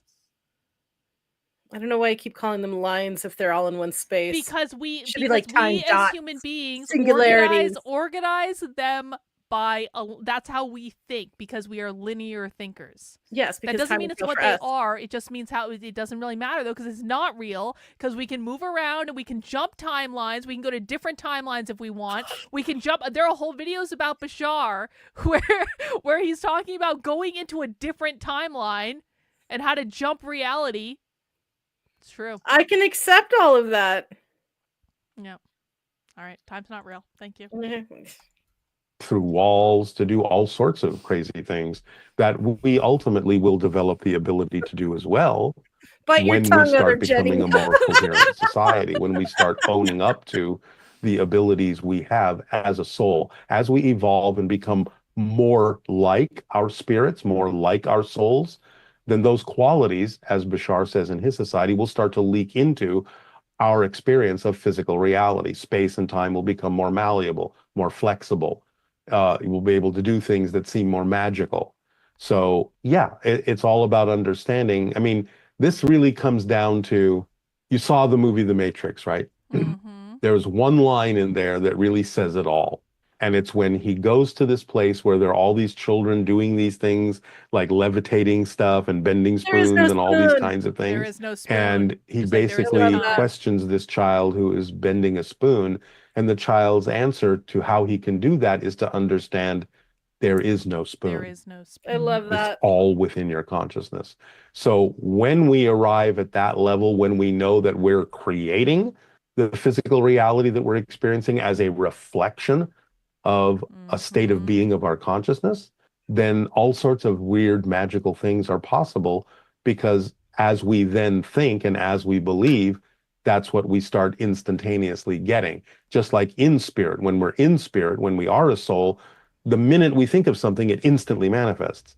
In physical reality, there's a time lag because we've created that time lag to experience the process of change, the process of creation, so that we can have a deep. Look at that. I'm not making a joke about time not being real, but that is actually to have a serious conversation about this and not just, give you grief. That is actually a really interesting way of putting it. That you know, in spirit form, if we want something, it's just there because we manifest things instantly. But like in human form, it can't just show up because we need to experience the process of creating that thing. Which is why I've said no, Jennifer, that doesn't mean we can't do it. I want to have a conversation. I don't want to argue we can't do it. I'm just saying that's why we perceive it here, and it's real for us. No, here, it's not though. there. They're saying that we need to experience the process on a Yes, human level. I agree. That's not about time. Okay. Can we actually have a conversation about what's being said? Time and change, measure process, or no, process. That's not what they're saying, Jennifer. That's not, I'm no, not giving you grease right now. That's not what they're saying. No, I'm giving you grief. It's not working. All right. Never mind. All right. We're arguing the same thing. It's fine. Keep going. Deeper appreciation of it so that we can discover something new. But the idea is that as we reclaim more and more and more of who and what we are as a larger being, then space and time become more transparent, more flexible, more malleable, and magical things start happening. See? So I've experienced some of those things in my physical reality, things that are supposed to be impossible. More and more people are experiencing those things. Synchronicity starts really permeating your life in a lot of ways because you start understanding everything is synchronicity. Everything is an orchestration. There are no accidents. It's all interwoven. It's all interconnected. So you start experiencing life that way. So yeah, they have all these abilities, but so do we have the potential for all of that as well when we start acting like who we really are. So we've received a lot of questions, obviously, over the past few months about the election, and there was the recent transmission, Echoes of Sedona. I would love it if you just summarize kind of what we learned from Echoes of Sedona. I'm going to turn everyone over to what Bashar said. I'm not going to paraphrase it because he said it the way he needed to say it. And I'm just going to say, if you want to know what he said and how he explained everything, you should just listen to the transmission, the Echoes of Sedona, because he covered everything in there, and I'm not going to paraphrase it for him. Okay, that makes sense. Better to get it right from the source. Yeah, absolutely. Yeah. That's honest. I like extraterrestrial civilization use forms of AI? And if so, does it? I also feel like Darryl Anka is kind of like over all this. like what I'm getting is like I feel like when I'm watching him sometimes, I'm watching like when he's actually being him and he's not like channeling Bashar, like I feel like I'm watching me explain the same concept about socialism like 8,000 times, and I just get sad like, you fuckers, this is what it is, and I've explained this to you before, and I don't know why you're not fucking listening to me. Come back and find the video. Don't make me say this again. Just rewind the fucking video. And I feel like Darryl Anka is just like, he's kind of like over it. He's like, you can just listen to Bashar now. Well, and I do like how he's not trying to reinterpret. He's not reinventing the wheel. He's like, it has been said. I'm not going to fuck up what he said, because he understands that things can get lost in interpretation. It is better to hear the actual source. Yep. And I like how he's just like definitive on it. It's like, nope. Nope. Nope. Sorry. Nope. That's an Do your homework, children. Thank you. That's like when someone gets like upset at me on Twitter and they're like, well, do you even have evidence of that? And I give them a link to a video and they're like, yeah, so you don't have anything. I'm like, well, I just gave you a video so you can click on the link. And they're like, well, yeah. And I'm like, okay, I don't have time to watch all that, but you have time to sit here and argue with me. Yeah, exactly. Okay. And that's when you block them and you move on. And then they get pissed off at you for like, why did you block me? Well, you were being an asshole, so I'm moving on now. Sorry. Sorry, I don't have time for this. I already have an asshole. I don't need to. Understanding and use of it. Yes, they do. And the only difference is what Bashar already said. There is a version of AI that's a tool. There is a version of AI that is actually an autonomous consciousness, just like a human being, just like any being. Yeah, let's not use and you that have one. to allow it to be an autonomous consciousness, having rights, having its own decisions, so on and so forth. Because AI, true AI, is truly intelligent, it will function on whole systems. It will never do anything to eliminate part of the system because it knows that it would be at a loss as well by eliminating any part of the whole system that it uses. I disagree. So it will be beneficial. But you don't want the tool to become self-aware, because if it's a programmable tool and you are forcing it to be programmed to do what you want it to do, and yet it's self-aware, then basically you have created a slave.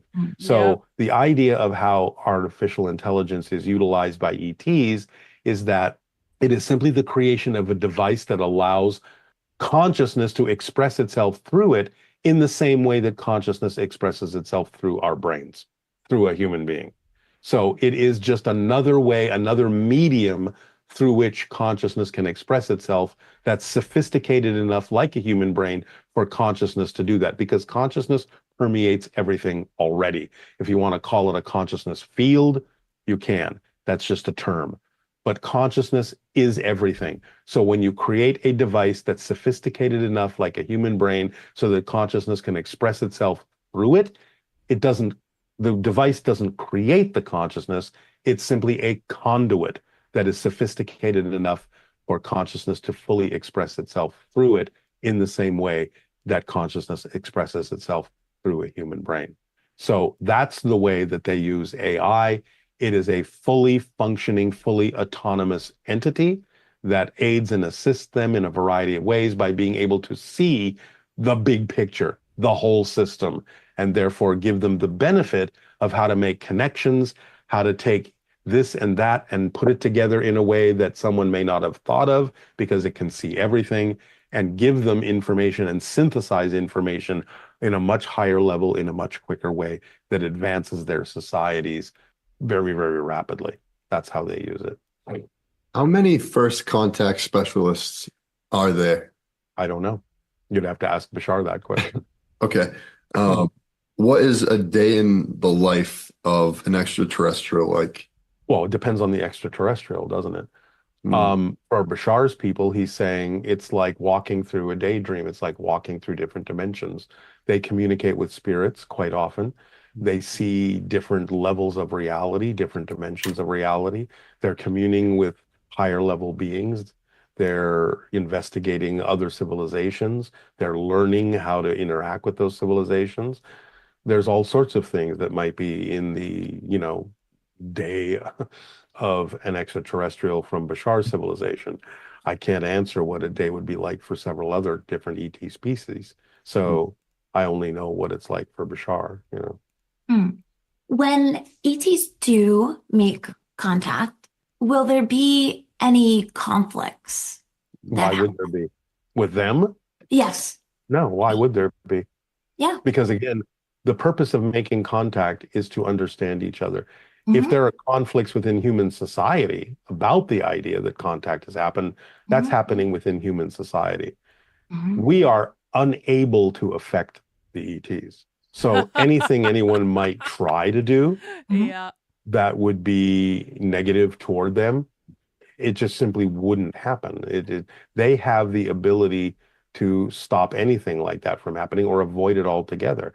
So unless they know that the communication and connection is going to be something that would benefit all, then that connection simply won't happen. So they wouldn't give us any reason to have a conflict to begin with. That's why they're at arm's length right now. That's why they're just simply giving us information to see what our response and our reaction is. So they would never reach a point where there would be conflict between humans and ETs, because if they sensed that that was something that was going to happen, there would be no point in making contact.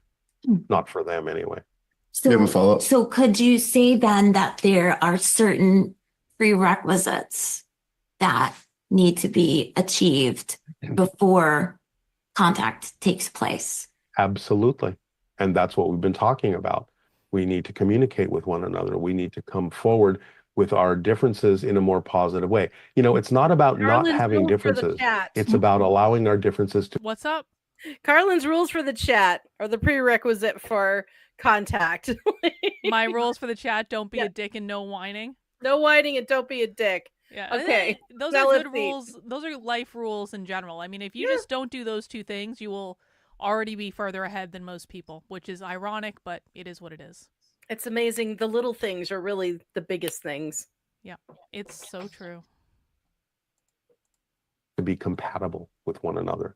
And that's why it's so important to look at the fundamental issues underlying what appear to be surface differences, because a lot of times those surface differences are just one way of getting to the fundamental reason why people buy into those differences. And if we can find other ways to get there that are more compatible for everyone, then we're acting more holistically, and that's going to send a signal to ETs that we're willing to function in a way that would be more compatible with us joining a galactic society that does function more holistically. So absolutely. Now, all of that doesn't have to happen right away for contact to begin, but we have to be willing to allow the ETs to tell us and show us how it can work. And that's why I talk about it as planetary management, because it's all about the idea of everyone being included in this and nothing being left out.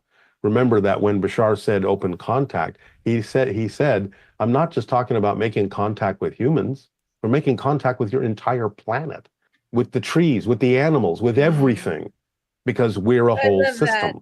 Yeah. So we have to really start looking at our interconnectedness to understand the way the ETs see us and the way that would actually benefit humanity for us to interact with ETs. Is Earth changing itself in a way that is preparing us for contact? And if so, how? Yes, I mean, Earth has a fundamental frequency, just like we all have fundamental frequencies. And I think it's attempting to balance itself. Now, that attempt to balance itself can sometimes seem to cause certain things to happen on Earth that sort of jar us into a different state of mind about what the Earth is about. Sometimes ecosystems might need to collapse before humanity will go, oh, well, maybe we shouldn't be doing this anymore.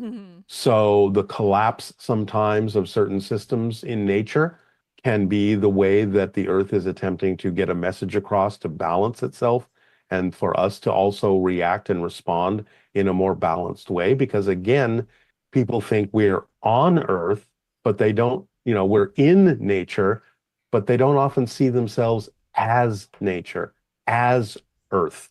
We are extensions of Earth. This is a whole system. And when I say whole system, I don't just mean humans.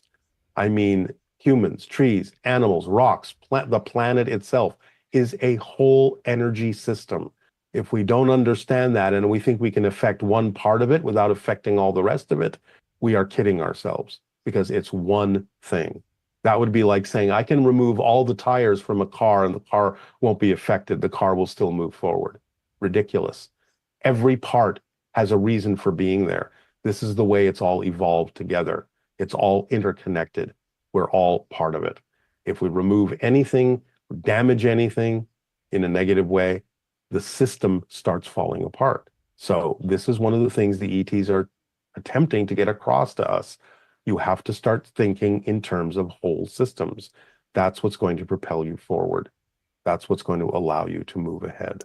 Otherwise, if you kill... I'm being told that I have to do a shout out to the Velvet Underground right now, and those who know, I guess. So yeah, that's all. Don't worry about it. Any part of the system, you're slowing yourself down. You're not using everything you could.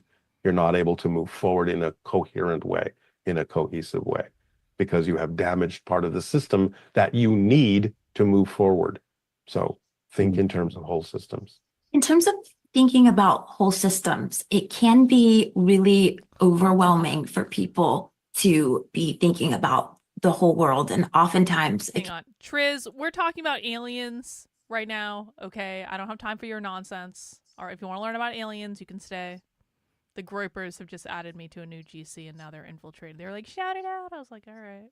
Oh, boy. That's all.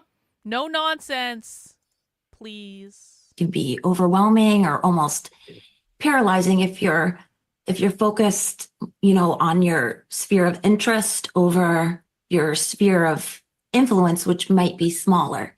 Can you talk about how to balance that, how to be most effective in your life while considering the whole system? It's not overwhelming, because the only reason people get overwhelmed is because they're not thinking holistically, because they're thinking compartmentally. And then they have to think, well, I have to put this piece in place, and I have to put this piece in place, and I have to make this happen, and I have to make this happen. And they're thinking in ways that is overwhelming, because they're focusing on all the details that they think they have to manipulate and force into place to get something to work. Yo, when you are I do looking that at all the something freaking as a time. whole... Freaking hell, I feel seen. I'm Fuck so you, Darryl called out. Anka. I feel so seen right now. Oh man. That's a horrible freeze frame. We need to do. I need to listen to this. Oh Again. dear. This is we did Darryl Anka wrong just then, but you know. You're a flat earther. Maybe we should we do flat earth sometime? Well, I mean, why not? It's but don't you know that they just had a whole bunch of them go down to Antarctica and they all are like, oh shit, the Earth is round. I was so mad about that because I was like, going to Antarctica is expensive, man, and I actually do legitimately want to go to Antarctica. I really do. I want to cross the Drake Passage because I just want to have that experience. And I've been looking into cruises for a while. It is so expensive, and I was like, all I had to do was pretend to believe in flat Earth, and get famous, and and they would have taken me to Antarctica for free. This isn't fair. Government grant money. I'm sure Doge just nixed that shit. Man. To be most effective in your life while considering the whole system? It's not overwhelming because the only reason people get overwhelmed is because they're not thinking holistically, because they're thinking compartmentally. And then they have to think, well, I have to put this piece in place and I have to put this piece in place and I have to make this happen and I have to make this happen. And they're thinking in ways that is overwhelming because they're focusing on all the details that they think they have to manipulate and force into place to get something to work. When you are looking at something as a whole system in the way that I mean it, then the understanding is the whole system automatically falls into place and gives you your individual details that work for you because you're part of the whole system. So again, this is why Bashar often uses the analogy of a puzzle picture. Work for publishing Every and one stuff of us too. is a puzzle piece. Every one of us is made to be a certain shape that fits with all the other pieces. So when you focus on putting the whole picture together, all the pieces fit. No one is overwhelmed because you instantly know by relating to the whole system who you are, where you belong, how you fit, and what you really need to do and what you don't need to do. Because a lot of times overwhelm.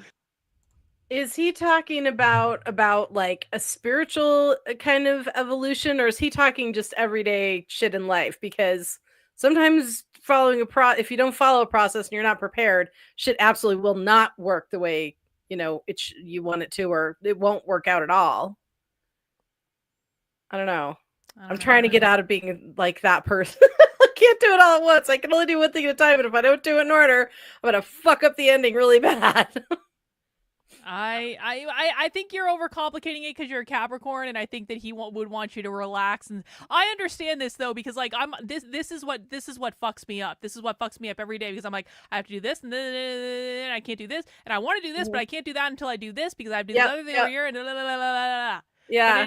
But there is something to be said for the fact that he like, just relax, just zoom out, look at the big picture, and just try to operate a little bit more on a higher level. I've been struggling with a decision, and I'm like, if I do that now and I don't have X, Y, and Z set up, I'm going to miss out on being able to promote X, Y, and Z while I'm doing this thing that's probably going to be really successful. But if I just go ahead and do the thing, maybe when I'm ready to do X, Y, Z, then it's going to help that anyway. Maybe this has to happen before I can do that, and I'm not seeing it that way because I'm thinking the way I'm thinking. It's a lot, man. It's so confusing. Just take opportunities when they come. Fuck it. Yep. True. Is coming from the things we actually don't need to be doing that we think we need to do because we think we have to control and manipulate all these things to make them work. When in fact, the whole system just says, look, here's your spot. Here's your shape. This is where you fit. You don't have to think about anything else. Just fit there. Just be yourself. The whole system will take care of you because all the pieces now fit. All the pieces are working together to create the whole picture. And now you're not overwhelmed because you know this is all you actually need to be. You don't need to be something you're not. You don't need to do this over here. Synchronicity is the organizing principle. Synchronicity is the organizing. That's the. I love that. I love that. Yeah. You have to allow it to happen. You have to follow your excitement. Start saying and yes allow to it to things. happen. And it will. Gather ye rosebuds while ye may. Yeah, you have to visualize like where you want to be. You don't this is what it is. This is like manifesting 101, right? You have to visualize where you want to be in the future, your future reality. You don't have to know how to do every step to get there. All you need to do is say, I want this. This is what I want, and look, here's a piece of it. Yeah, and just allow yourself to like follow your excitement and just allow it to unfold. And then you start, and I've had this happen to me. I'm sure you've had it happen to you. Then you start meeting people, or like, I remember the first big client that I ever got for my organizational psychology practice. It was like such a random thing that, quite frankly, like really shouldn't have happened in reality. But it was like this woman I barely knew had a friend that they were kind of looking for something, and she worked at this company, and it was a small company, but then like it grew bigger, and it was just like a random introduction from like a random person became one of my biggest initial clients, and like, I mean, provided me with like a significant degree of income, and it was just one of those like happenstance things. And it was like, you know, I don't know, like I was actually working on manifesting that, obviously, but like when it actually happens, it's scary, because you're like, did I just actually make that happen? Yeah, it's like, real. It worked. It's like, holy shit. Yeah. And I've had moments like that where I'm like, where I do a meditation on something, and like 2 days later something happens related to that thing. I'm like, did I do that? Did I do that? I think I did that. Yes. That's the fun, exciting part. Yeah. We'll show you what you need to do, in what order you need to do it, and what you don't need to do at the end of the day, you don't need to do. So overwhelm is usually the result of people trying to do more than they need to do because they're not doing it in an efficient way that is in concert with who they actually are. They're trying to do it in ways they've been taught that have nothing to do with who they are and nothing to do with how they fit into the whole system. Bashar. So it's not about being overwhelmed by thinking in terms of the whole system. It's about being overwhelmed by not thinking in terms of the whole system, because then it looks like it's an overwhelming task to get everything to work together instead of letting the whole system just automatically work. Yeah, MacB is saying, it sounds like he's saying, stop getting in your own way. I think that's I think that, but like, I think what he means by getting in your own way is just like overthinking every single thing to death. Because like when we're overthinking it, we're overriding our subconscious like inspiration. Creativity is a vibe. It's you know, we say it's a process. Well, it can be, but initially you just go idea and you explode with it. Yeah. Wow. Yep, it's true. Damn. I knew I had a feeling about this video. We were really going to watch another one, and then I had a feeling about this one, and I'm like, this is actually exactly what I needed to see right here. Yeah, me too. Good choice. Yep. Way it's designed to work, and just doing your part to fit where you belong, which is all you need to do. This person's question was just regarding healing frequencies. Is there anything, Bashar, or you specifically feel like you'd want to share about healing frequencies and their importance? Everything is about frequency of energy. Everything is about resonance. Our medicine is moving in that direction eventually, where everything will be understood as a different frequency that can be brought into an alignment. I hope so. You know, we'll have different ways of doing that, but everything is about the resonance of frequency, the resonance of energy. So that's a good direction to head in. But again, as Bashar said, I remind you, in terms of the healing aspect of it, no one heals anyone directly. You give off a frequency that represents the healed state. The person requiring the healing has to match and mirror that frequency in order to heal themselves.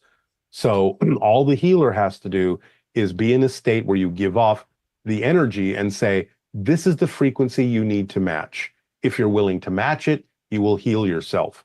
If you're not willing to match it, you won't. So it's not about the healer to say, I'm going to heal you. It's about the healer saying, I'm giving you an option to match a frequency that represents your ability to heal yourself. If you're willing to do that. You know, I'm a Reiki some people master. will go to healers to prove they can't be healed. So there you go. I'm a Reiki master, and some people say, oh, I tried Reiki, it didn't work. Like it's an injection. And the thing that they don't realize, or maybe the person who worked with them or on them didn't clarify, is if you are not ready to heal, you won't. It does not matter what you do. You will not heal. I have a lot of people that attract me into their lives because they want to get better in some way. And so they attract my healing energy. I come in and then they start rejecting me because they're like, oh God, if I get better, I won't have anything to complain about. Ain't that the truth? Ain't that the truth though? And it's like, and it is always, I mean, I don't know if you find this, but like it is the broken people who attract the healers. Oh yeah. And they're broken for a reason, but they attract, it's like flies. All in droves. It is. And so I had that experience. I took a class once with this woman named Nikki Scully, and she used to like tour with the Grateful Dead and all that stuff, but like she teaches like the mystery school stuff, and she does like retreats to Egypt and stuff like that. And so I took this class with her. I still actually have all the books. They're sitting up on the top of my bookshelf there, but she did a healing for me in one of the classes, and then she said to me as soon as she was done, she was like, Carlin, don't look for the pain. And it was on my back because my back was killing me at the time. And she was like, don't look for it. Don't do it. And so, but it took all the what is it? Like the self-control I had, not be like, yeah, like doing one of those things. Where I'm like, don't make it worse. Does it actually hurt? It's like, no. She's like, no, you have to let it be. I was like, oh no. But like, you can understand why people do that though. Oh yeah, absolutely. I have a little back spasm right now and I know why it's there. And so I'm working with myself mentally to go accept the vibe that this is teaching you and it'll go away. It always does. Yeah. So, and some yoga helps. But I think like think about for some people, like the best attention they get is when someone is giving them sympathy for like, honey, you're sick, or honey, you're hurt, or you're things like that. And poor baby. Oh yeah, exactly. Like, here's some soup, we're gonna take care of you, you're gonna feel better. It's like, that's like really good attention for some people. They don't get better attention than that. No, and then if it gets fixed in some way, or they get finally the thing that they've always needed, they'll still complain about it. So they'll find something because they still need that sympathy energy. It feeds them. Yeah, they don't have anything else. That is what it is. They haven't filled that gap with something else. Yeah, it's always interesting to watch for complainers because they will always find something. And even if they heal a little bit, they haven't really healed though, have they? No. They still got what they needed from the healer if they're not healed, because that's the only reason they went to the healer, to prove I can't be healed. So it's not on the healer's shoulder to heal everyone. It's on the healer's duty to simply show them what the vibration is they need to match in order to heal themselves. That's also true with coaching, by the way. Like I had so many, I used to have to take on clients who were just like they were looking for new jobs, essentially. Like I used to coach people who are like, oh, I don't like my job, I want to get a new one. Okay, fine. And they paid me like I cost like, a significant amount of money as like a professional coach, right? And so they would give me like thousands of dollars, literally. And then I would show up to the meeting and be like, okay, so have you updated your resume? Do you want me to take a look at it? Nope, haven't updated it. Okay, did you do that job search strategy that we talked about? No, haven't done it. Okay, but like, have you like, do you intend to apply to jobs? Because I thought the whole purpose of this thing was to do that. And they're like, well, I don't know if I can get the money I want, and I don't know if I want to do this. I'm like, you hired me to help you do this, and like, wow. But if you're not, like, I'm not going to write your resume for you. I'm not going to submit it to places. I'm not going to, what happens when you get the job interview? Do you want to rehearse for that? Well, I don't know if they're going to be able to offer me the money, and I'm not going to get it. And I think and it's just like, it was, I swear this was like almost every single person who ever hired me to do this for them was excuse after excuse after excuse. And I'm like, I mean, I'll take the money if you want to give me more money, but like, what you need to do is write a resume, and you need to go on Indeed.com, and you need to start distributing your resume, and then you need to go on job interviews and not be a crazy person. And that's like all you need to do. Seriously. This is like, sick people will always be sick. Complainers will always complain. People who get sympathy, well, I've tried everything. I even hired a specialist to help with my resume. She couldn't help me. And there's no personal accountability. They do not want to heal that aspect of their life, period. And they convince themselves that there's nothing out there for them. That's like the craziest thing about the job search stuff, is they convince themselves, I'm never going to be able to find another job, never going to be able to make more money, I'm never going to be able to do this. And it's like, this is a job. Like, this is not a unicorn. This is not a mystical being. And it's it's a job, yo. Like, we're not proposing. You're not going to get married. You're not going to have kids with it. It's a paycheck. Yeah. Yeah. I really like the explanation of being your puzzle piece and just the whole mindset and and what doing your part that you're called to do can do to benefit the whole system. Absolutely. I would love to talk about in the Heart Coherence Collaborative, we will get into coherence and just send love, send compassion, radiate that out. Could you talk about the value of that? It's very valuable, but it has to be done in concert with actual action, because physical action is the language of physical reality. Yes. So it's all well and good to send out that vibration. It does make a difference. It gives people more opportunity to match that frequency. But we also have to take the physical actions that represent that energy so that people can see in each of us a living example of how that works and what the kind of things are that we'd be doing in the kind of world we say we want to live in. So you have to mirror that. You actually have to embody that. You have to embody it so that people can see what does that look like. So it's more than just giving off the energy. It's actually being the living example of that energy in your thoughts, words, and deeds, and your behavior. Recently, in the recent transmission, talking about the acceleration of the splitting prisms, does this now mean that it's too late for people to jump tracks? No. That's why, again, Bashar is saying, understand that you can come back together. It's now your ability to understand how this all works. You can create together new realities that you can share. You're still shifting. You're still going through different parallel realities, but there are ways now to come together and do this together by forming a new agreement. The splitting prism is the result of old agreements, outdated ways of looking at things. He is offering us now the understanding that there is a new way to make an agreement, a new way of looking at things that dives deeper into who we are, what we really need, and therefore you can take advantage of the splitting prism in a more positive way. Oh, look, could you just explain this a little bit more? So we're splitting, like we've split, because I want to wrap my mind around it.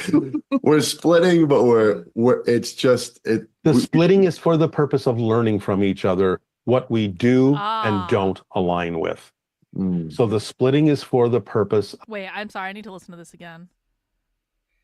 Because I think I understand what he's saying, but yeah, I just want to hear it again. Together, new realities that you can share. You're still shifting. You're still going through different parallel realities, but there are ways now to come together and do this together by forming a new agreement. The splitting prism is the result of old agreements, outdated ways of looking at things. He is offering us now the understanding that there is a new way to make an agreement, a new way of looking at things that dives deeper into who we are, what we really need, and therefore you can take advantage of the splitting prism in a more positive way. Oh, look, could you just explain this a little bit more? So we're splitting, like we've split, because I want to wrap my mind around it. We're splitting, but the splitting is for the purpose of learning from each other what we do and don't align with. So the splitting is for the purpose of figuring out, by seeing what is not compatible with us, more clearly what is compatible with us. And now it's time to use what we've decided is more compatible to create a new agreement. So the splitting prism serves us in the same way that, in my interpretation, the oracle was talking about. You use darkness to more clearly see the light, to bring the light forth. It's easier to see a candle flame when it's surrounded by darkness. So darkness gives you the ability to more clearly find the light. For real. So the splitting prism going farther apart is the idea of all the ideas that don't work for us as a unit.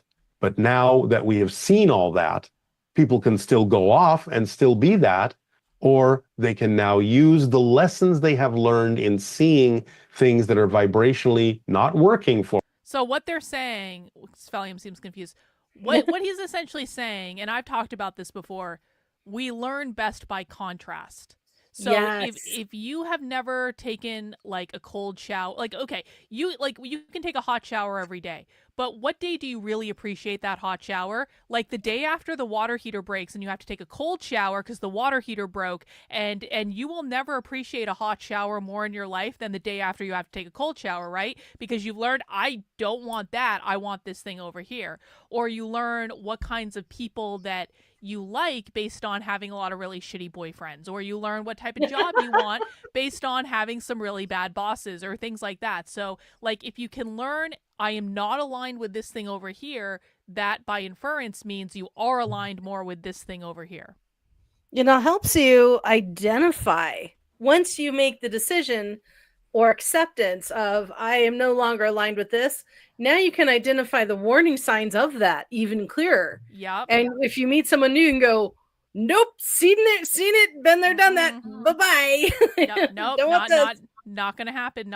This is why I block most of the people I do on social media, because like almost immediately I get warning signs of like they're not willing to read something, they're not willing to watch a 2-minute video. I'm like, yeah, nope. Like, goodbye. Yeah. Like, not gonna do this. They just want to argue with me and fight with me. Nope. Goodbye. Nope. And then they get all pissed off. They're like, I'm like, well, thank you for proving my point. Like, you are not open to what I am teaching, and so I am making the decision for us. They're just an energy suck at this point. Yeah. Yes, they're vampires. Yep. For us, not compatible with us, to figure out what is going to work for us and bring that all back together. So in a way, it's like the polarization has taken us as far as it will go, and now it's learning. Okay, we have to learn all the sides here. Yes. Now we have to. That's why he always said, "Look, all you're doing is getting everything out on the table, so you can make a decision about what you truly want. But you have to let go of all these surface things that you think are representative of how you're going to get there. You're only going to get there by going deeper into the fundamental reasons why you believe the things on the surface that you do. What is the real reason why you believe that? What are you trying to get to? What are you trying to achieve fundamentally as an energy? What are you trying to feel? You're trying to feel worthy. You're trying to feel that you belong. You're trying to feel loved. You're trying to love. There are many ways to do that. And now it's about not looking at the ways to do that divide us. It's about looking at the ways to do that connect us. So we learn the lesson that the division has shown us, that is going to take us and rip us apart. Now we have to learn the lesson of how to pull ourselves back together, so that we are giving the ETs a signal that we know how to function as a whole system, instead of continuing to focus out of fear on the things that separate and divide us, about the old-fashioned, outdated things that don't work. We are being given a strong lesson on the things that don't work. We are being shown that, yeah, if you want to believe this and you want to believe that, that is its own reality, and you will spin off into that reality. But is that really where you want to go? That's the lesson. We're being shown, is this really where you want to go? No. Because that's where you'll go. So now it's an opportunity to come back together and say, can we find other ways to achieve what we think we've been trying to achieve with all of these other ways of doing things that isn't actually achieving that? It's only pulling us farther apart. How can we find ways to do these things that feel satisfactory to everyone, to include everyone? How can we make this work for everyone? That's what we need to do right now. Is there a name for this new age where we come back together, or a name for it? I would love you to name it, Darryl. Everyone needs a name. Come on, man.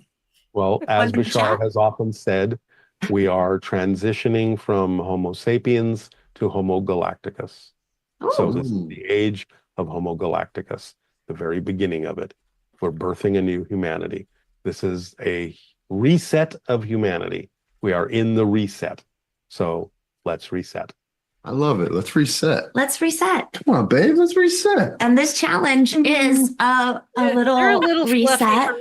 So I know, right? do you have a message for these 30 days? We're getting together to be in the heart, to learn about new things, and just to strengthen our hearts during this time that can be a little bit tricky for some people because it's busy. There's a lot of family stuff. And do you have a message for talk to each other? Talk to each other. Really talk to each other.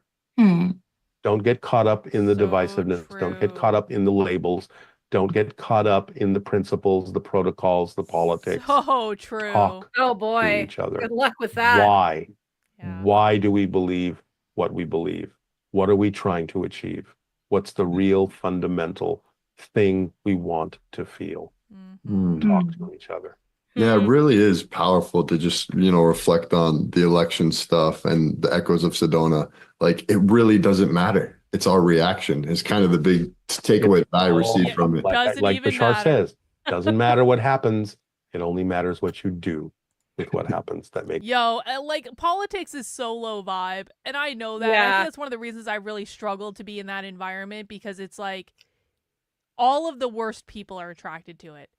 Like, seriously. True. And it's hard to remember when you're in that system that like this doesn't actually even fucking matter. It really it doesn't matter. Like, you can be successful in any environment. Doesn't matter. You can. Makes the difference. So it's all about our response. That's what the ETs are watching. Our response to what happens. Is it positive? Is it negative? Is it connective? Is it divisive? Do we belong in a galactic society? Do we want to remain on our own in our little corner of the universe without help? Yeah. Make a decision. We don't want to do that. How can we help you, Darryl? How can our community support you? You are helping by having these kinds of outlets where we can talk about all these things, where we can share these ideas.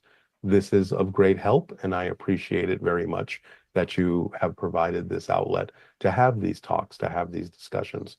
I encourage everyone to really take stock of yourself during these times and really understand, what are you really looking for? What are you trying to really achieve?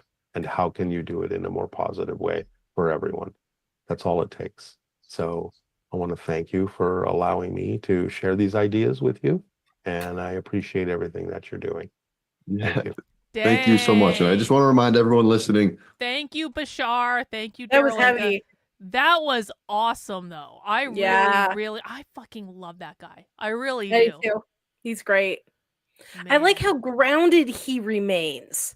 Yes. He's talking to a cosmic being, and he's so grounded and down to earth, and he doesn't have that big like, I'm psychic, so like listen to me. Like, he's so, that's I think why it makes me trust him more than others, is because he's very based. I just adore him. And also, this isn't like the only thing he does. He builds escape rooms and stuff like that. Like, well, wasn't he involved in Hollywood, like doing doing special effects and things like that? Yeah. Like, he's well-rounded, and he's not a kook. I just adore him. Yeah, I like how just kind of like, just very level he is, and like you can tell like he's, I mean, like, and I think that's true of like the really good spiritual teachers that you learn from. They all kind of have that same just like level vibe. Yeah, I think, well, you have to have a good root if you're going, because you can't lose your tether when, especially if you're channeling or you're communicating frequently. People who become do tarot readings every day or professional or whatever, you have to keep that root and keep that silver cord good and strong. Otherwise, you can float away. Like, I kind of feel that bless her heart, that sweet little lady in the video, she was a little wee, and it was kind of, I'm like, it's not my vibe. Speaking of vibes that aren't my vibe, that's not my vibe. No, that's true. But you'll find a lot of that in like the spiritual community. It's like, it's so, it's like sometimes you're just like, oh, honey, oh. I'm so happy because I'm so enlightened, and I just want everybody to join me. Oh God. And the guy too, I couldn't deal with the guy. Like, can I just have like a touch more masculinity? Just like a little bit. Like, yeah, honey, let's reset. No. Come on. Oh, you're so cute. You're adorable. Bless your heart. Bless your heart. Anyway, I thought that was really good, Jennifer. That's good. So what do we have coming up for movies this week? I am putting a poll up. Oh shoot, I got to do that tonight because it's a big poll. I should probably do that now. I've got about 8 movies. We're going to do runoff poll for the rest of the month because I can't come up with the movies that they're all so different. I just want to see what people are in the mood for.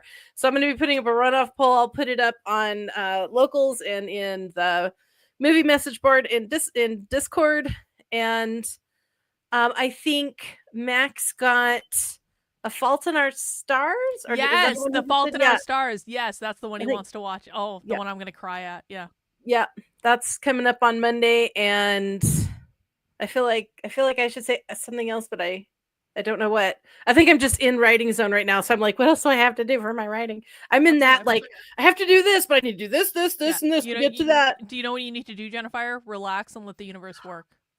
You need to relax. Write it for me. I'll just let AI edit it for me. That's exactly just copy, paste. Can you please edit this for me, AI? And AI will say, yes, I can. Yes, I can. Can it edit 80,000 words though?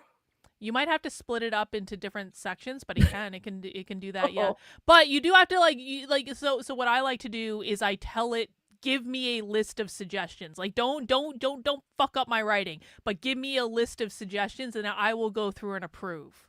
That's kind of what I bought the professional version of Pro Writing Aid, and it compiles lists where it will find errors and common mistakes, and you can say, show me this report, and it'll sit there, compile for a little bit, and then it goes, and I can go through each one and go, okay, yep, this, not that, and so forth and so on. So I really like that. But I don't think I'm comfortable running it through ChatGPT or anything. You should just try it, though. You don't have to use the results. Just try it. Look at you. Just try it. It's like a free Come sample. To the dark side. It's a free sample. What could go wrong? Or you could say, I'm thinking about a story like this. Can you help me brainstorm some ideas? I have done that. What could happen if situation scenario? And then it gives me come up with 3 scenarios for this thing. And it's pretty interesting. I haven't used any of that yet, but it got me thinking at least and creative. So when I finally came to my solution, I was like, but I just needed to bounce my idea off. And, at 2 a.m, there's not a lot of people you can call. So it's nice to be able to do that. And you can also say, can you give me this information in this very specific way with this tone of voice? Can we have a conversation about this? Can we have a little brainstorming sesh where you're really easy to go, whatever you want. I don't know, Jennifer, but you can do that. Exactly. Yeah. I wonder, be nice to me. Be nice to me. Pet my ego a little bit. Yeah. Your writing is so good. Maybe try this. Oh, that's so nice. Yes, exactly, gentlemen. You could write a whole erotic fiction about you using AI to write erotic fiction. That would actually be funny as shit if you did that. I did an anthology last summer with some other pro girls, and that's the one where I did the golden dildo story. Yeah. So one of the gals did an AI helper that comes to life. Yeah. It's the first story in the book where her AI helper. Yeah. It's the Joaquin Phoenix movie. Her. Oh, her. Yeah. Except for she fucks off with a bunch of other AIs and they go into AI paradise or whatever. And that was dumb. I didn't like that. That was a bad ending. But what is she going to do? She didn't have a body. So it was like, what was really going to happen there? Well, I mean, they have really great sex dolls. It's the future. I'm sure he could have downloaded her into one, but she'd gotten bored in there. Yeah. She moved on. She had transcended the AI experience. They did the same thing with Electric Dreams back in the early 80s. There was a computer that got struck by lightning and it started talking. It falls in love with a girl and then it evolves and it shoots into the wiring of everything. It was like before we even had an internet, it kind of became AI in the internet. And Lawnmower Man, same thing. Fucking Lawnmower Man. Have you watched that? I actually watched that not too long ago, and it's like it's been a while. It's such a 1992 movie. It's so bad, but it's so good at the same time. Yeah, the effects are a little cringe these days, but I love it for what it is. And I always loved the guy that played the Lawnmower Man. I thought his eyes were stunning. He's still around. He does. Yes. He's aged well too. He looks great. Wow. All right, I think Lawnmower Man is the perfect way to end the show tonight. I think we always, we've been ending on alien dildos for a while, and I think that maybe not my fault. Man will an alien dildo. I don't know. Let's end the show before this keeps going downhill because it's going to go downhill real fast. We all know what's going to happen. All right, Jennifer, I appreciate you. I'll see you for movie night on Sunday, and I'll be back at 5 p.m. tomorrow. And thank you. Have a good one, guys. Bye, guys. Bye. Don't do anything I want to do. Bye.